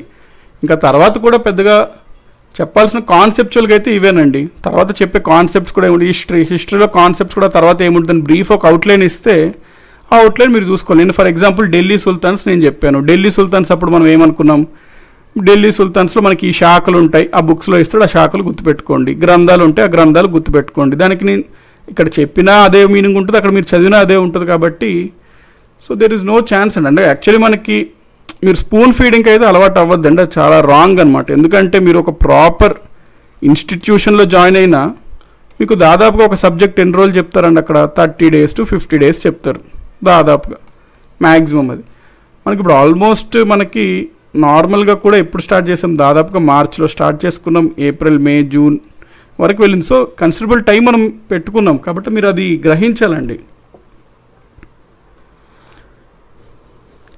So these are all the points what I want to tell. కాబట్టి చూద్దామండి నెక్స్ట్ మనకి ఇప్పుడైతే పాస్ చేద్దాం June 15th. మేబీ తర్వాత ఒకవేళ పాసిబుల్ ఉంటే మనము అప్పుడు చూద్దాం. తర్వాత ఒకవేళ టాపిక్స్ కరెంట్ అఫైర్స్ కన్నా లేకపోతే ఇంపార్టెంట్ ట్రెండింగ్ టాపిక్స్ కన్నా ఏమేమి మేబీ ఇన్ ఫ్యూచర్ వీలైతే మనం ఖచ్చితంగా చూద్దాం. కంపల్సరీ మీరైతే నాకు గుర్తుంటుంటారండి, అంటే మీరు స్పెషల్ స్టూడెంట్సే. సో ఒక టైప్ ఆఫ్ ఫ్యామిలీ అన్నట్టు నేను స్టార్టింగ్లోనే అన్నా, కాబట్టి మీరు అట్లా హర్ట్ అవ్వకండి. ఎందుకంటే దట్ గివ్స్ సమ్ అంటే ఏమంటాము నెగిటివ్ ఇదిగా ఇస్తుంది అనమాట. అంటే రిపోర్ట్ ఏంటంటే మనకి ఒక టైప్ ఆఫ్ ఇది ఇస్తుంది, అంటే మీరు హర్ట్ అయ్యారు అంటే somewhat you are unsatisfied అట్లాగా అన్నట్టు వస్తుంది. అట్లా అన్నప్పుడు ద హోల్ ఎసెన్స్ పోయినట్టే కదండి. కాబట్టి ఆ విధంగా తీసుకోకండి. సో ఆల్రెడీ నేను చెప్పా June 1st నేను యాక్చువల్లీ వెళ్ళిపోవాలండి, వేరే స్టేట్కి కూడా వెళ్ళాలి. కాకపోతే కేవలం ఇది ఉందని చెప్పి సరే 15 days చెప్పేద్దాం, ఒక ఐడియా వస్తుంది సబ్జెక్ట్ మొత్తం మీద మీకు, తర్వాత మీరు చదువుకోవచ్చు అనే రీజన్తోనే 15 days కూడా ఉన్నాం.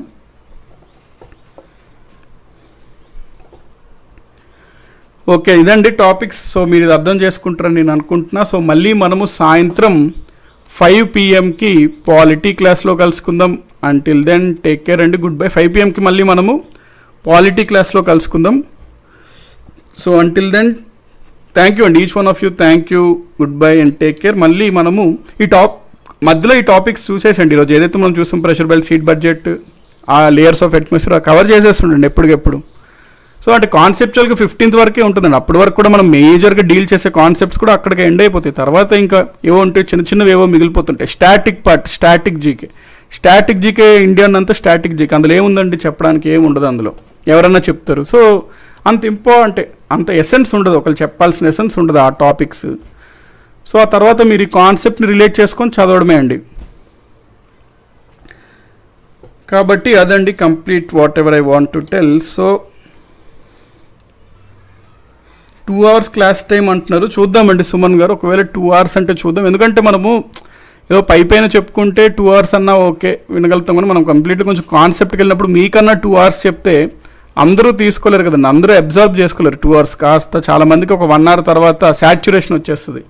దాంతో తర్వాత అర్థం అవ్వలేదు అనుకోండి, మనం టైం పెంచి కూడా లాభం ఏంటి అంటే తర్వాత మనకి ఓపిక పోయి అర్థం అవ్వట్లేదు అనుకోండి, లాస్ట్ ½ an hour టైం పెంచుకొని కూడా లాభం ఉండదు కదా మనకి, అట్లీస్ట్ అర్థం అవ్వాలి కదా. అంటే ఫైనల్లీ చూద్దాం, ఒకవేళ ఇన్ కేస్ అవసరమైతే 2 hours పెట్టేసుకుందాం క్లాస్ని. సో ఓకేనండి, thank you each one of you. మళ్ళీ మనము తిరిగి సాయంత్రం కలుసుకుందాం. అంటిల్ దెన్ టేక్ కేర్ అండి, good by each one of you. Yeah thank you అండి.